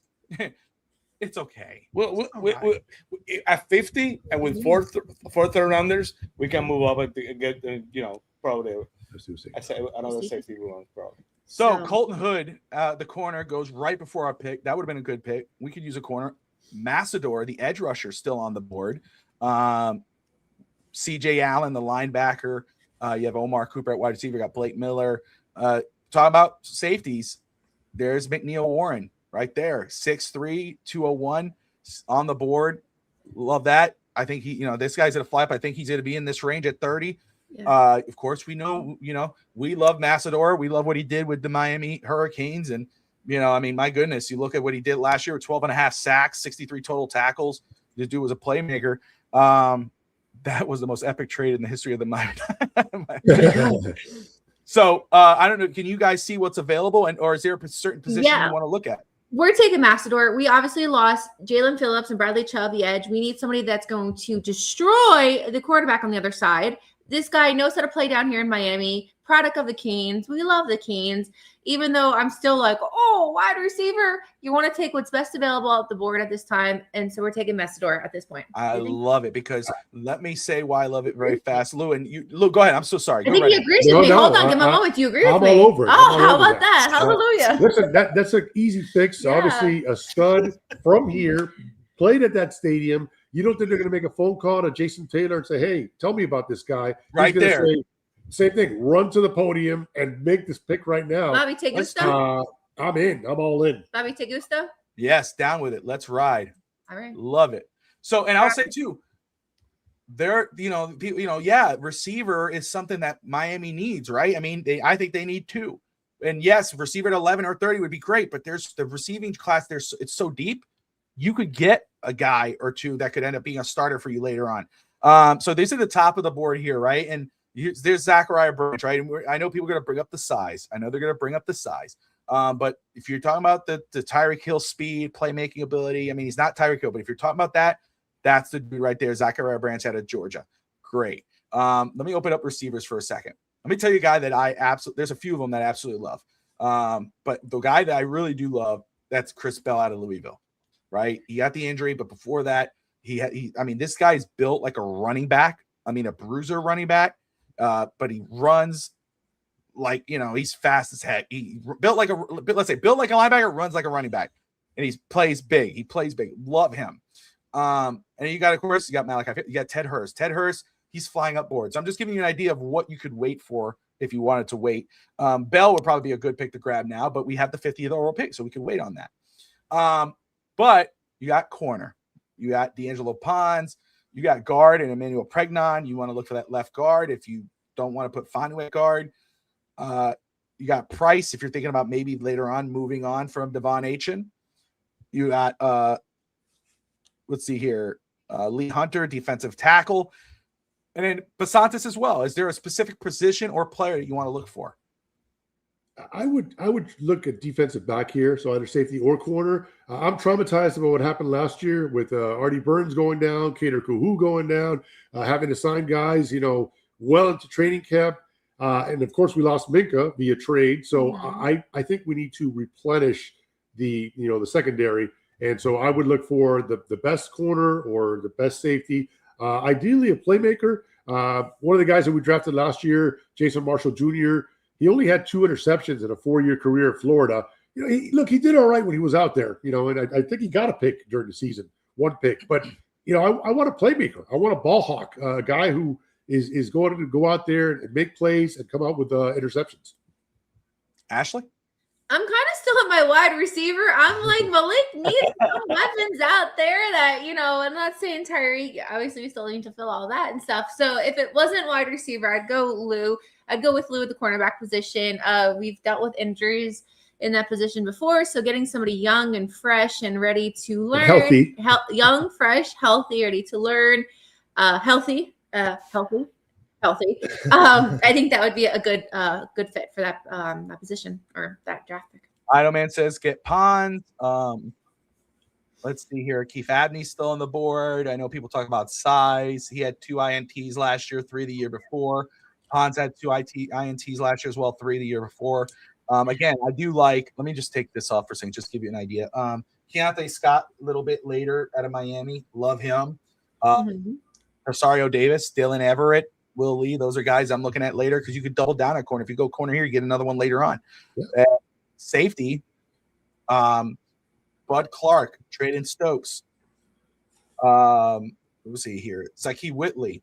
Jalen Kelger actually met with Miami today. That was reported. So we could go corner here. Let me make sure. You got Jacob Rodriguez still on the board. But if you want to go let's see here. They say Surratt's still there. Elijah Surratt at 70. There's another wide receiver right there. We can go.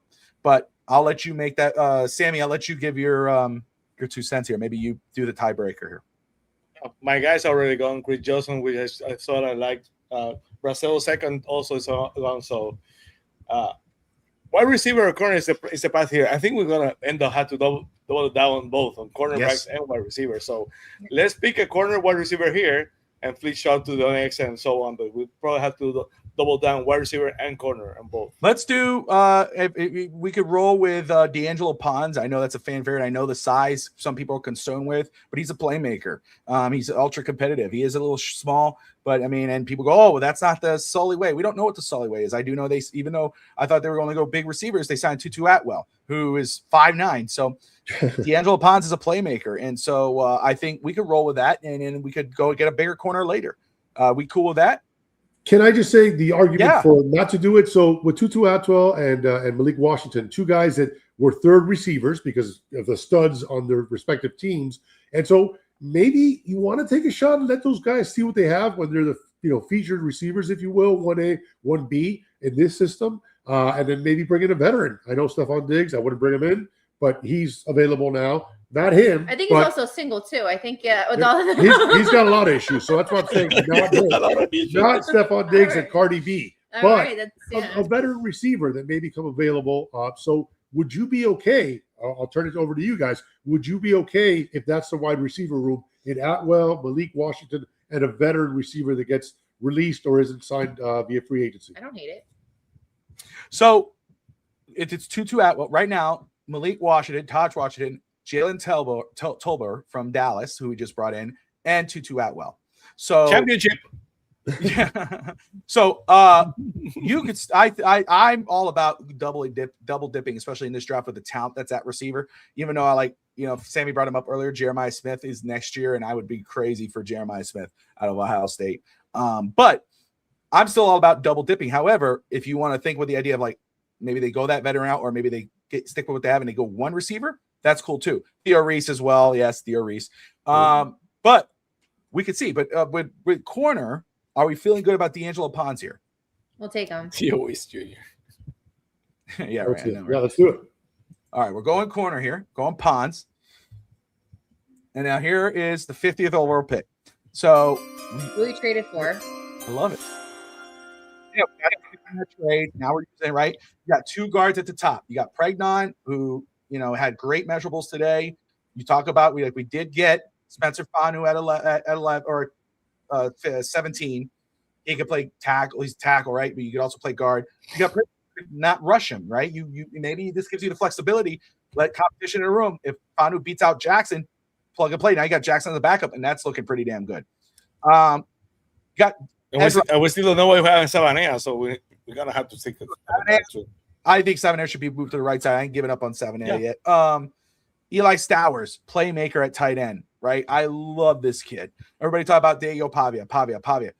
I'm all about Stowers. I would love to see him in this offense.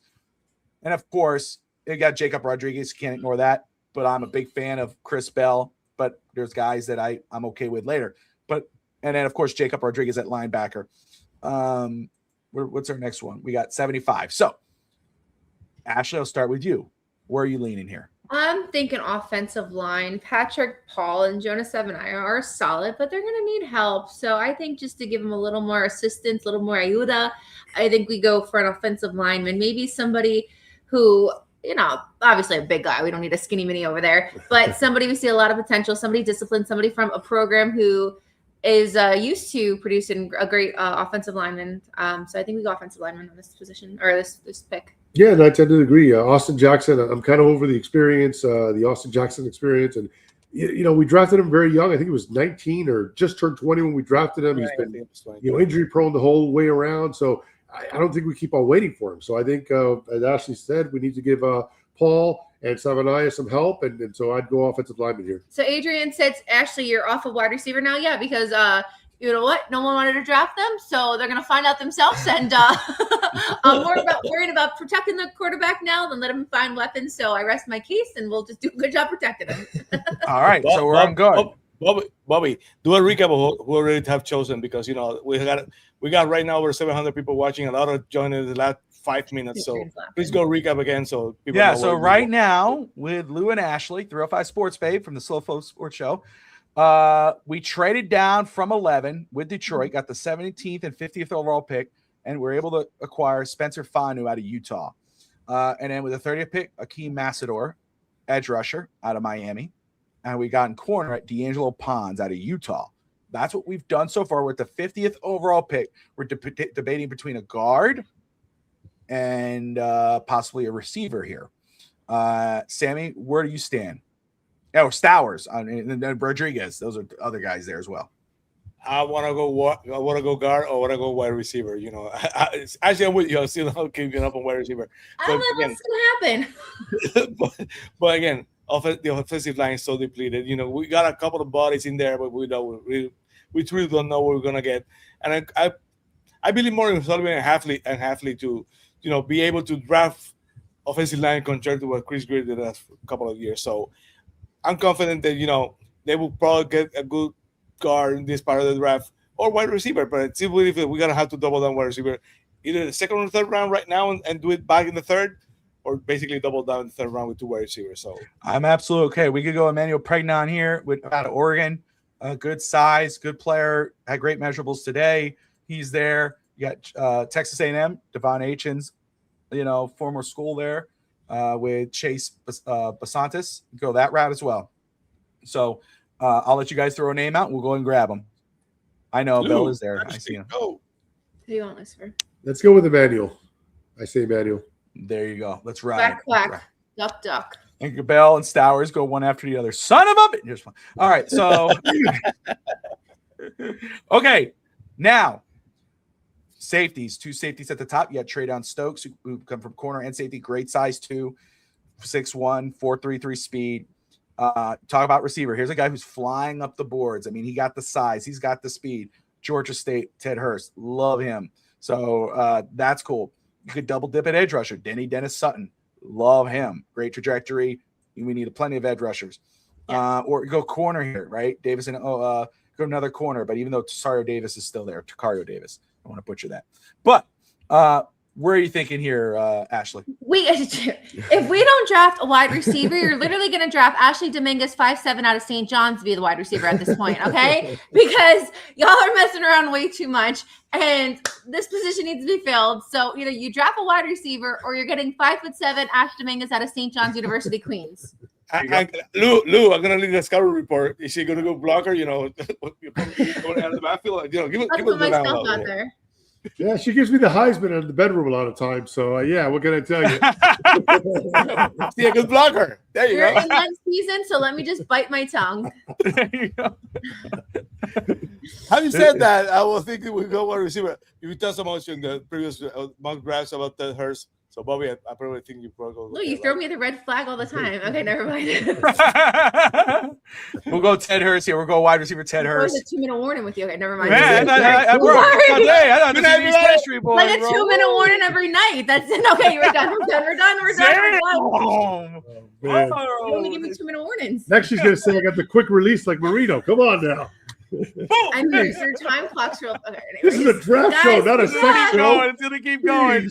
Oh my Keep God. going. Adrian, what's happening here, man? What's going Wide on? receiver, Ashton is the at a first safety thing- first. The first thing I did was is Adrian still on the chat? Yeah, yes. Oh, he's There in he it. is. Oh, Trust man. me, he's not Oh, gonna miss man. that. All right, so He's dying. we got receiver. We're at 87. Now this is where we got like 3 picks in a row. We got 87, 90, 94 right here, and then we get a 130. So do we double dip at corner? You got Julian Neal here. This is a corner, grid size 6'2", 449 speed. I like him a lot out of Arkansas. You want to double dip? We could go tight end here. Michael Trey out of Baylor, like him. You talk about what's going to go on with Aaron Brewer, right? Does he extend? Does he go? Logan Jones is sitting out of Iowa. I like him a lot. I've been reading up on him and been watching him later on, or I'll say later today, but it's probably gonna be tomorrow now that the way this is going. We're having a blast, right? And it's kind of gone sideways, but I love it. Let's ride. Keep those wings warm for me, baby, because this is a big fun show. Dale Jackson. It's not boring. It's not boring. That's right. Dale Jackson out of Florida State. We all hate Florida State, but hey, you can't ignore that talent. He's sitting there. Lou, I'm gonna start with you on this one, my man. Where are you leaning at this pick? Here, let me I like what you said about double dipping and getting another quarterback there. That might be my play there. Getting another target at tight end, another big playing tight end might be the way to go as well. But I'm leaning towards quarterback. Ashley? You said corner or quarter? Corner. Okay. I guess at this point, right, we're kind of like approaching the 100th pick mark, and for quarterbacks, we have Malik Willis, and then we have Quinn Ewers. It's always good to have 3. So It's who's too early. okay? Too early. I'll hold the horses. I think I'll the next one's going to be a veteran, and so Okay. I don't know that it's quarterback here. So. Okay. Tom Brady did go in the. Yeah, but We're talking about it. I think Ashley, I think you're on the right train there. I think you're on the right We're getting track. close there, right? Because We're I'm in that thinking 2 or discussion. 3, but 3 is always better, right? I think you're right. And again, I'll tell you where I'm starting to look. Like, I think this is the pick where if there's a guy falling that you thought might jump a little early, you might start looking here. Okay, Especially well. with, we talk about the Sully way, Green Bay way, they do. But I'll say for us, I think maybe 130 might be that way. When you hear my youngest screaming, I apologize. Bring her in here.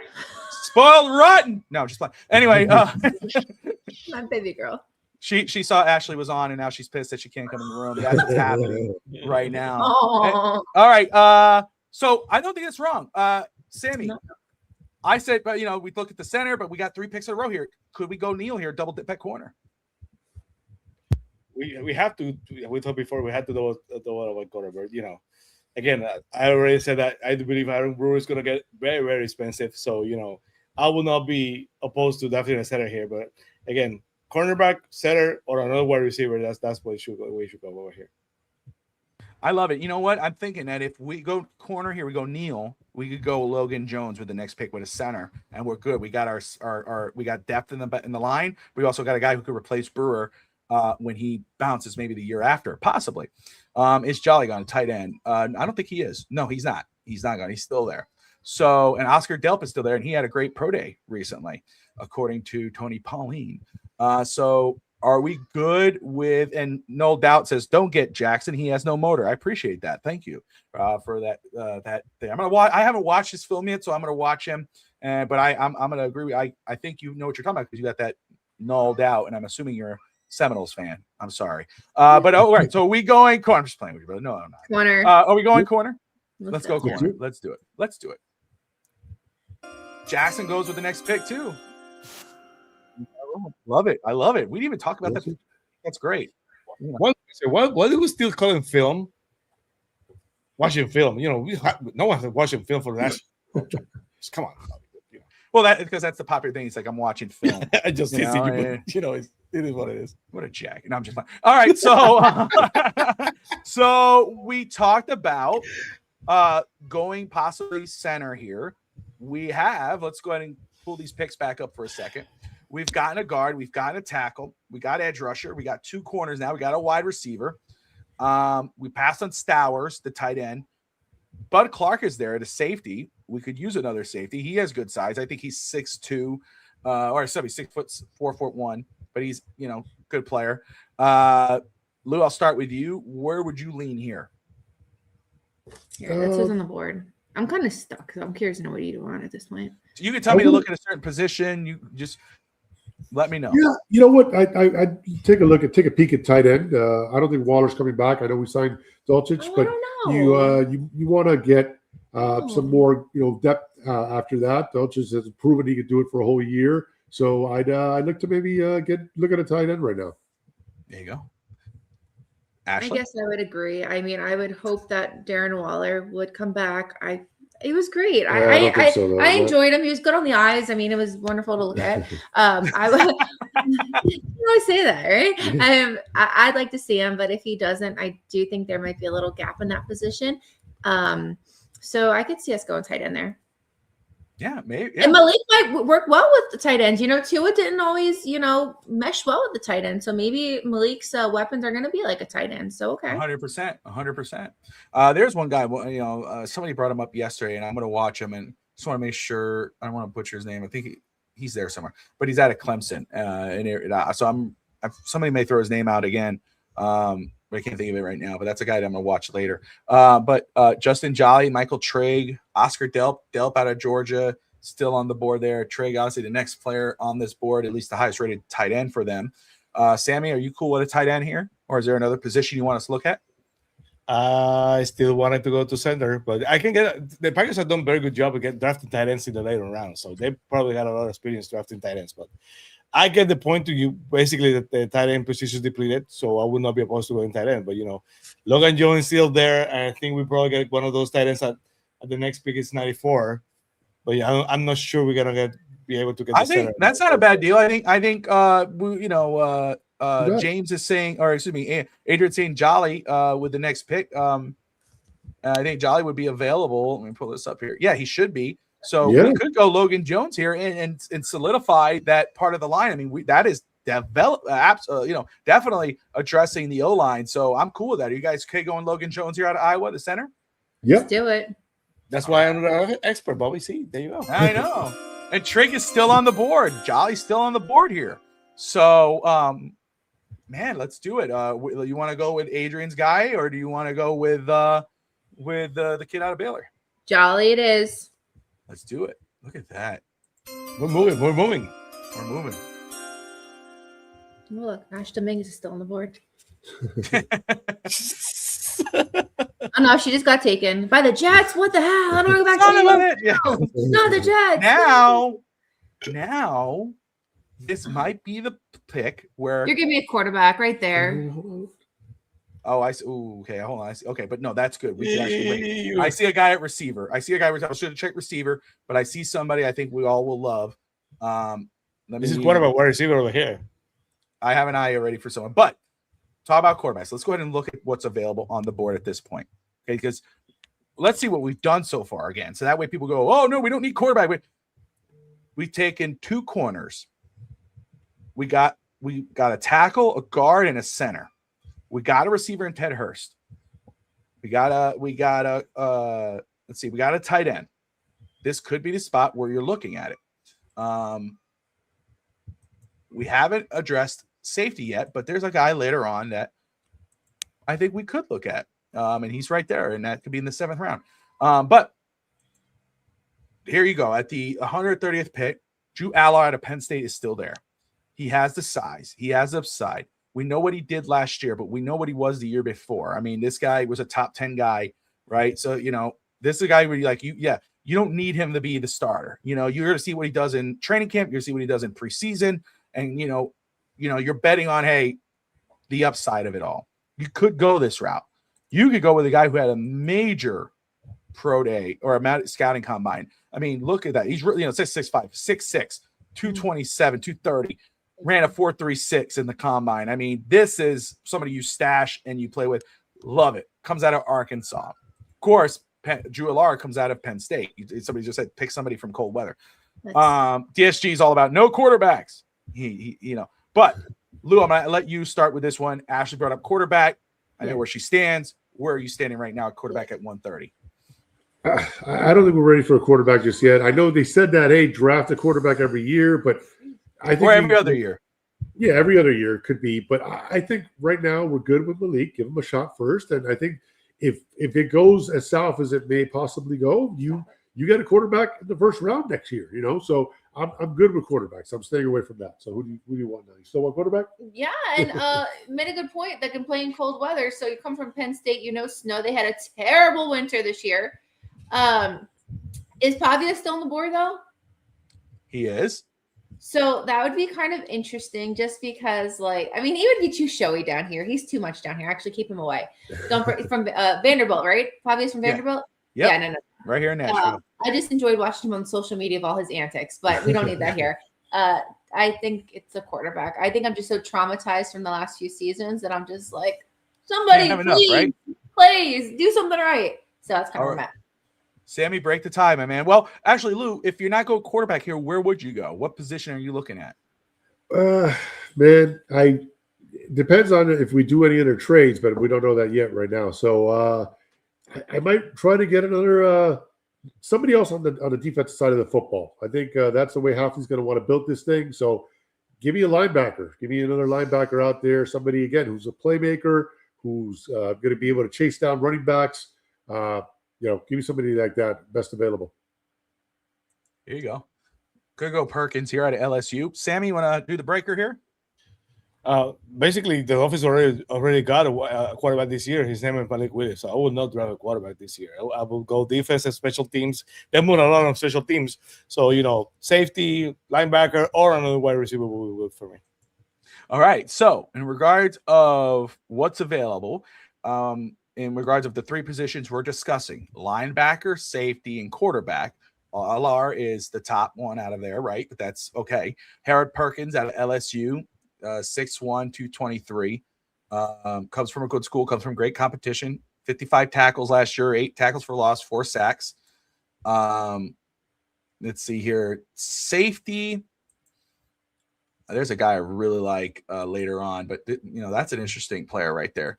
And you got Barton too from Utah. Can't go wrong with that. Played really good last year for Utah. We want to go with the top rated guy here, Perkins. LSU. What Tiger? You want a Tiger? Yeah, I'm going with Perkins. We're going to Tiger down here. All right. Wow. Right. It's a kitty cat. What? No. All right. So we're at 151. Still a good pick, right? That's really good. Now, see here. I know, first off, you want size at receiver, right? And we did get Ted Hurst earlier. I'm just throwing this out here. We do not have to go this way. I'm just throwing this out. There's plenty of size with these picks, right? Jeff Caldwell, look at that. 6'5", ran a 4.3. That's super. That's fast. That dude is you got 4.35 here, but 5'10", Eric Rivers. McAllister's good size, 6'4". Strebling out of Ole Miss, 6'2", 4.36. How about this guy right here? CJ Daniels out of Miami. Right. Everybody talks about Malachi Toney, and who doesn't, right? He should. Love Malachi Toney. He's a superstar. But CJ Daniels, I mean, how many times did we when Toney was this way, and then also you see the ball, it's Daniels, and he makes a big play. I mean, and he has experience with Malik Willis. He has a relationship with Malik Willis. I mean, and Willis said, he doesn't get paid to do that, but he would love to see CJ Daniels back in Miami. I'd go CJ Daniels here, but that's just me. I mean, we're Canes all the way. If we could just draft the whole team plus Jason Taylor, I think we just do that. I'm not going to say no to anybody on the Canes. I'm obsessed with them. Yeah, listen, you sold me at height, man. You want that size. We haven't had that. A guy who could go up and get the football, possession receiver, big target. Yeah, give me that. There you go. Sammy, no problem?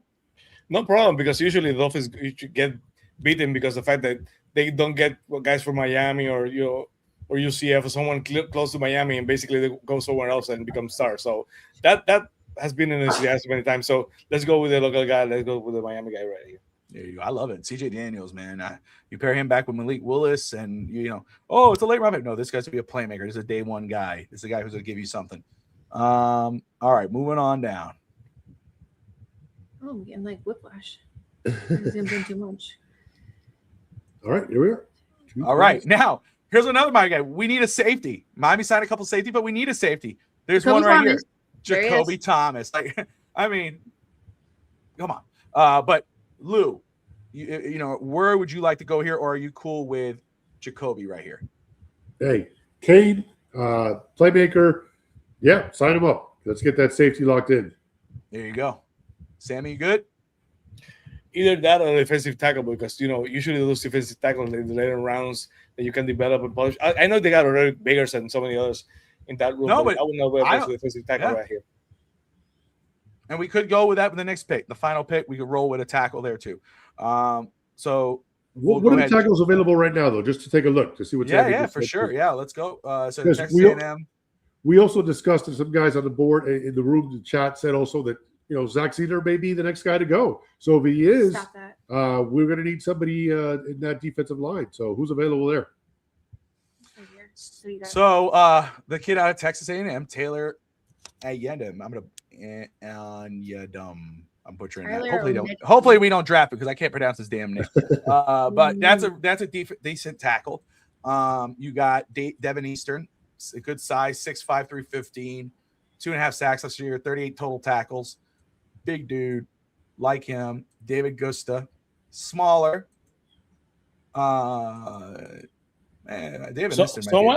Someone who can basically pass rush from the middle. If there's someone who can basically put some pressure inside, because bodies we have, we need someone who can. The best that will be able to pass rush from the middle. That would be good. Eastern might be that guy. I think Eastern would be that guy. Could be there at the late. Well, let me see here for a second. I think we can get him with the final pick with 238. Yeah, are we going to lose? Thomas will be off the board before we pick again, right? I believe so. He could be, yeah. So, yeah, you don't want to risk that. So we could do that. Let's get the safety here, and then we go D tackle here. Even though we got a lot, we got 3 D tackles last year. You add to that room, especially if Sealer's moved. So, and that's why even in the actual draft, I wouldn't be shocked if they took a tackle at any point in the draft. I know we brought up Jackson earlier. There's other guys too. There's Orange. There's a few of them. All right, let's look here. Clay Patterson's still on the board there. 4 sacks last year. How about rushing the passer? Check the running backs, Bobby. Check the running backs, because you never know if he's going to need a run. You never know. Well, with running back, they're first off, talking about we lost Alec Ingold, right? Ingold's gone. Fullback is a position of need. There's a couple guys. There's a tight end who I got to look up there from Indiana, Raleigh Naratsky. That's a guy who you could possibly plug and play at fullback. He's an H-back, kind of like Charles Clay back in the day. Another guy like that is the kid out of Michigan, Max Bredesen. He's another one, a tight end fullback hybrid.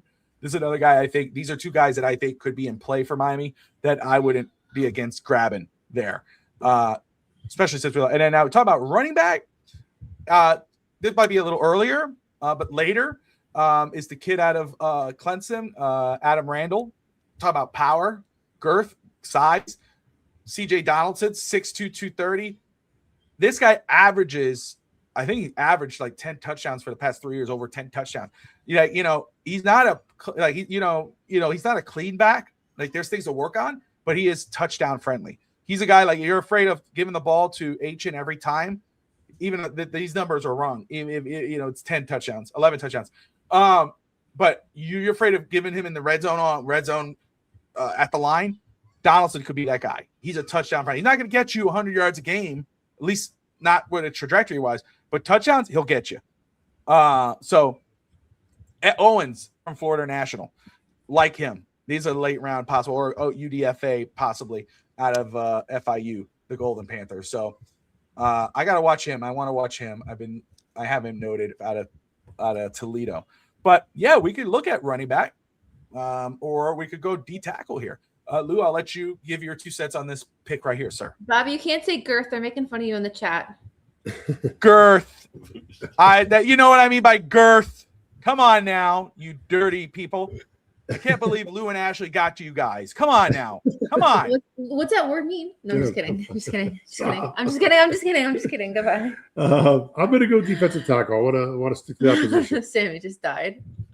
Sammy's dead. Sammy's dead. I should have called out tonight. I'd rather water. Damn it. I don't know what the word means. Anyway. Chunky, right? Chunky. It's the there- same thing as there goes leche. Adrian. I said I was drinking. I like leche, and all of a crap, sudden here we it's go. something. Yeah, I don't you're know. real girthy. You're real girthy.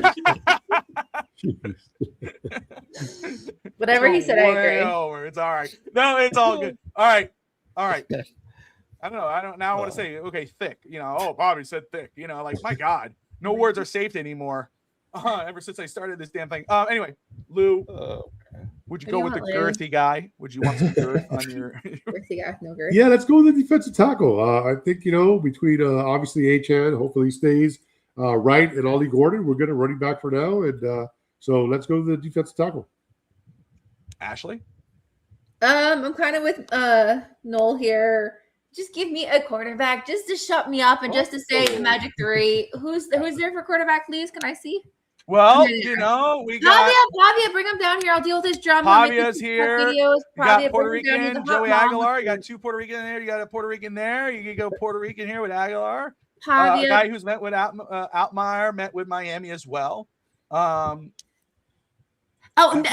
is the biggest fraud school of everything. I don't want anything UConn down here. Leave them up there with Dan Hurley and everything. Nothing UConn down here. Pavia's right there. We'll take Pavia. I like Pavia. Sammy, tiebreaker.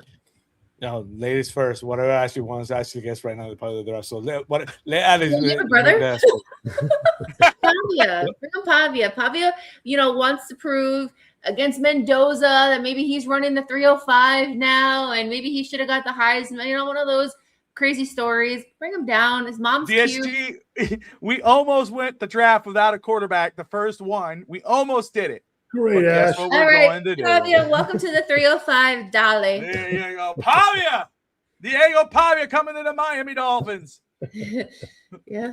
There you go. We got an A- grade from. Thank you. There you go. There you go. Let's see what the Pavia grade gave us. Let's see. Let's go slow here. Spencer Fanu got an A. After the trade down, we got him at 17. Got an A. Masseur got a B. That's okay. A- for D'Angelo Pons. An A for Pregnon guard. Ted Hurst got an A-. Julian Neal got a B+. Logan Jones got a B+. Jolly Adrian, we got a C+. Thanks, Adrian. Thanks a lot, bro. No, I'm just fine. All right, that's what's A-. You lowered that grade. That's what we got the A-. We would have even with Pavia, we would have done good. But Adrian had to throw Jolly out there.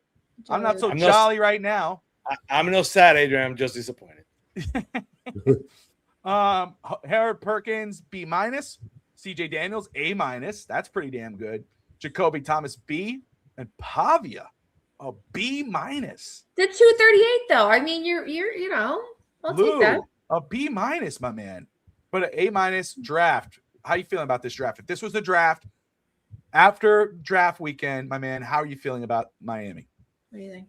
I love it. I mean, we hit all the areas of needs, and I think it's a solid amount of group. I love the biggest takeaway here was that trade.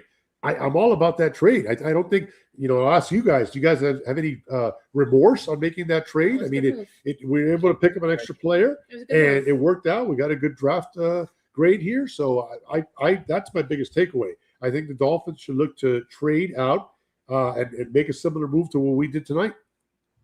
I'm going to say right here, Sammy, foul right up. If Miami made that trade, got the 50th pick, and they could come away with Spencer Fanu at 17, and then Pregnon or whomever, Chris Bell, whomever, at 50, I am from ear to ear. I'm ecstatic. That would be a great trade. Love the trade.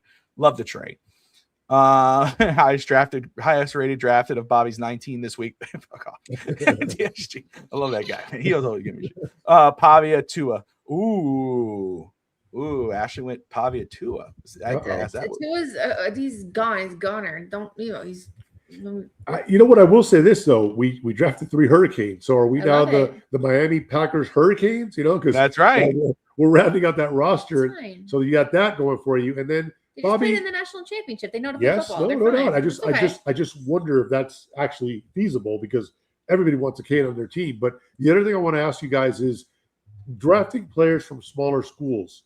Are you okay with that? You know, if they get the green light from the scouts and all that, are you okay with it? Or a little bit of trepidation drafting a guy that didn't play at a big time college? How did it work out drafting Tua from Alabama? No? Okay, then. No, but Josh Allen out of Western Western Michigan, right? Wyoming. Excuse me, thank you, Wyoming, small school. I remember I did when I was doing mock drafts years and years ago. I was doing for a certain site, and I remember I had Dolphins taking Josh Allen, and I got the editor of the site wrote me, and it's like, they're going to crucify it for that, right? Like really, another that quarterback from Wyoming, number 17, Tannehill clone.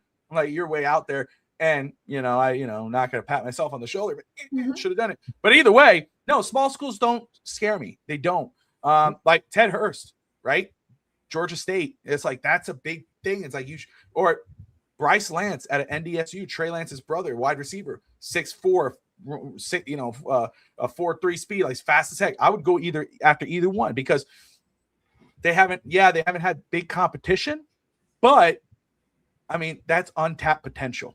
And I'm cool with that, especially with this type of team where we're at right now. Yes. The DSG says you never know who's could be the next star. That's the thing. You just don't know. You don't know. You really it's don't. fair, but it's a fair question.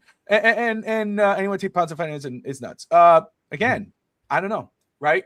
D'Angelo Ponds is a playmaker. I would go like there's other guys that I've been going after in my last mocks, but no one could deny what D'Angelo Ponds is and what he's done and what he could be. You look at that. 5'9". Watch the film. Go watch what he can do. Then come back. Tell me how nuts it is. That's all I'm saying. Lou and Ashley, man, I'm so thankful for you guys taking the time out of your busy schedules and to come on here and hang out with us. You know how much I got love for you guys.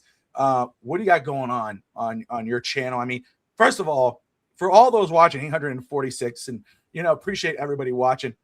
How? If you haven't seen it yet, go to the SoFlo Sports Show. Forgive me if I butcher. I think I got it right. Yes. But go to YouTube, go to SoFlo Sports, and subscribe.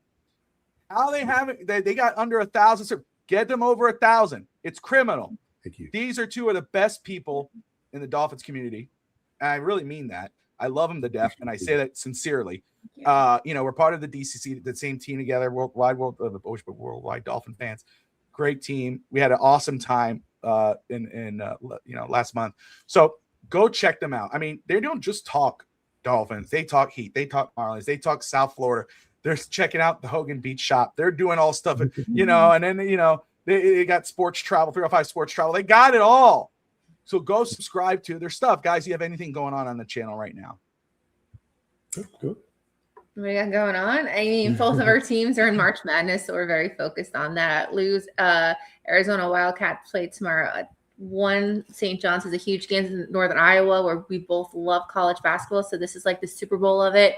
The Hurricanes are also in the dance this year. They're playing in Missouri. But the thing is, like, we both have really good basketball programs this year. Yeah. Lou is just on his high horse because Arizona is just out of control, and St. John's has resurrected from the dead since Lou Carnesecca. So our big thing right now is college basketball. We enjoy just milking on the couch for the next 4 days and 3 weeks.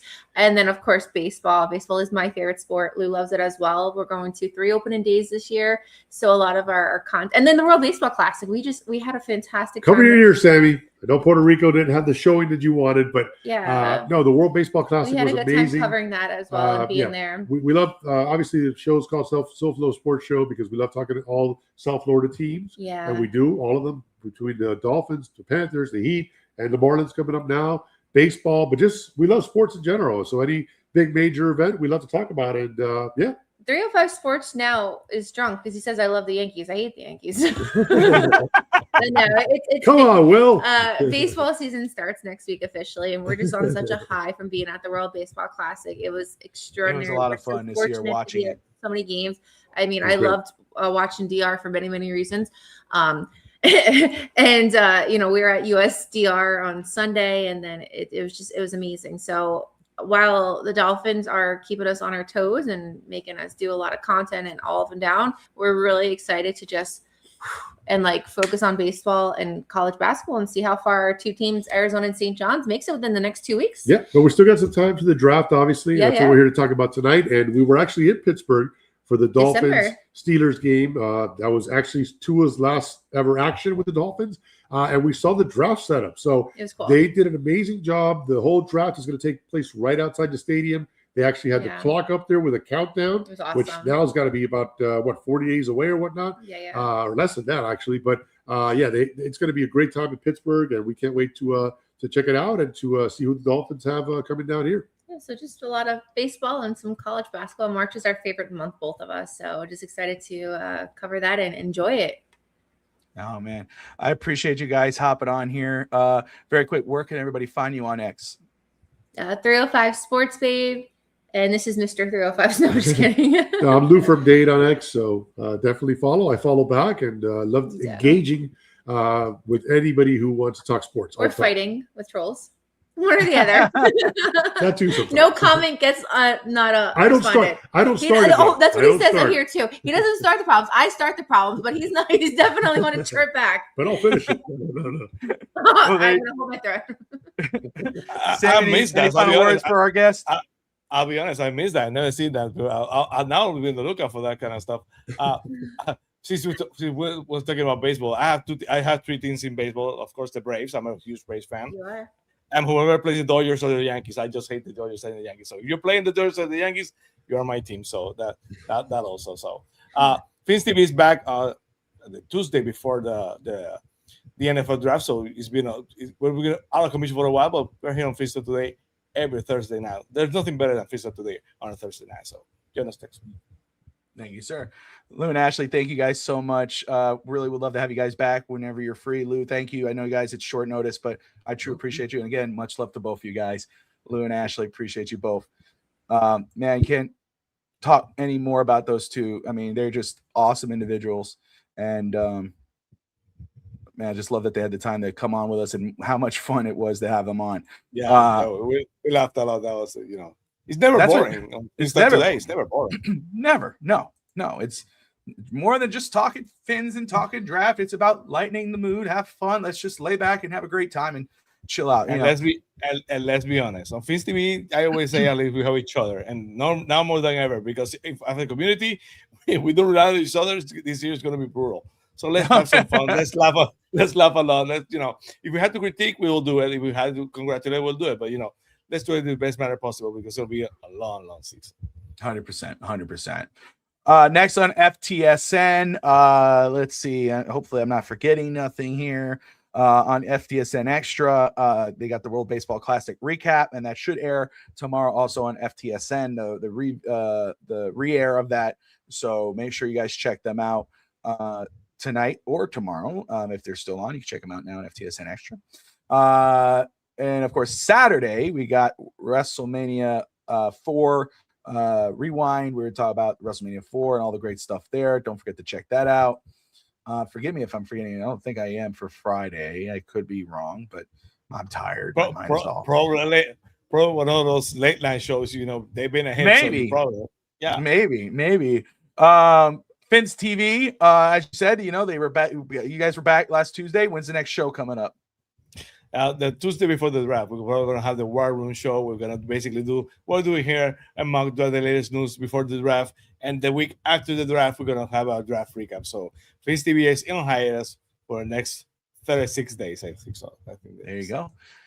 And to our sponsor, Caneswear, guys. Again, anything, if you love the Miami Hurricanes, you want to wear their gear, Dolphins, Heat, Marlins, anything South Florida sports, go check out Caneswear at 2655 South University Drive in Davie, Florida. If you do go there, shout us out. Say you saw them on Phins Talk today. If you're anywhere other than South Florida, let's say you're in Puerto Rico or in Tennessee or in Delaware, Texas, Canada, wherever, go to caneswear.com and go check out all the awesome merchandise they have available. Brett and the crew are awesome. And go check out the Caneswear YouTube channel. Brett and the crew started that new channel where they have a lot of awesome content. And of course, stick with FTSN as we'll have brand new Kings content coming pretty shortly as well. Also, do me a favor, whether you loved or hated the content, we appreciate you guys. Make sure you hit that like and subscribe button. Again, it's a mock draft. Don't take it so seriously. Have fun with it. Don't just put, oh, I hate what you did. Oh, but put in the comments what you would have done. What would you have done? Because maybe some people wouldn't like your picks. It's all about the fun and the experiment of it all.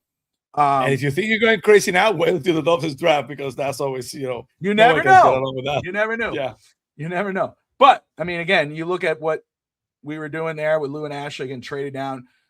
I mean, you stacked up that O-line with Spencer Fanu and Pregnon and Logan Jones. You go edge rusher and Massador, Harold Perkins. You get two big, fast receiver. Well, fast Ted Hurst. I love Ted Hurst out of Georgia State, and of course CJ Daniels.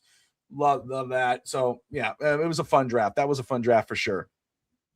Pond, again, I understand the size and all that whatnot.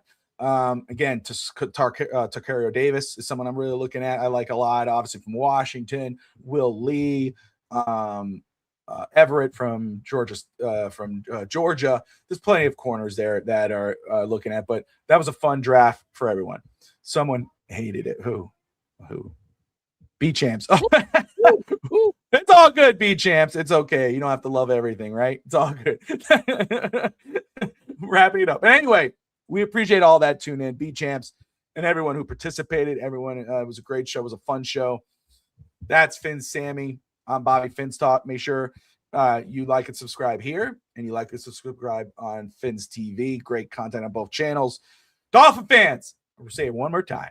Like and subscribe. And most importantly, as always, no matter what, Phins up.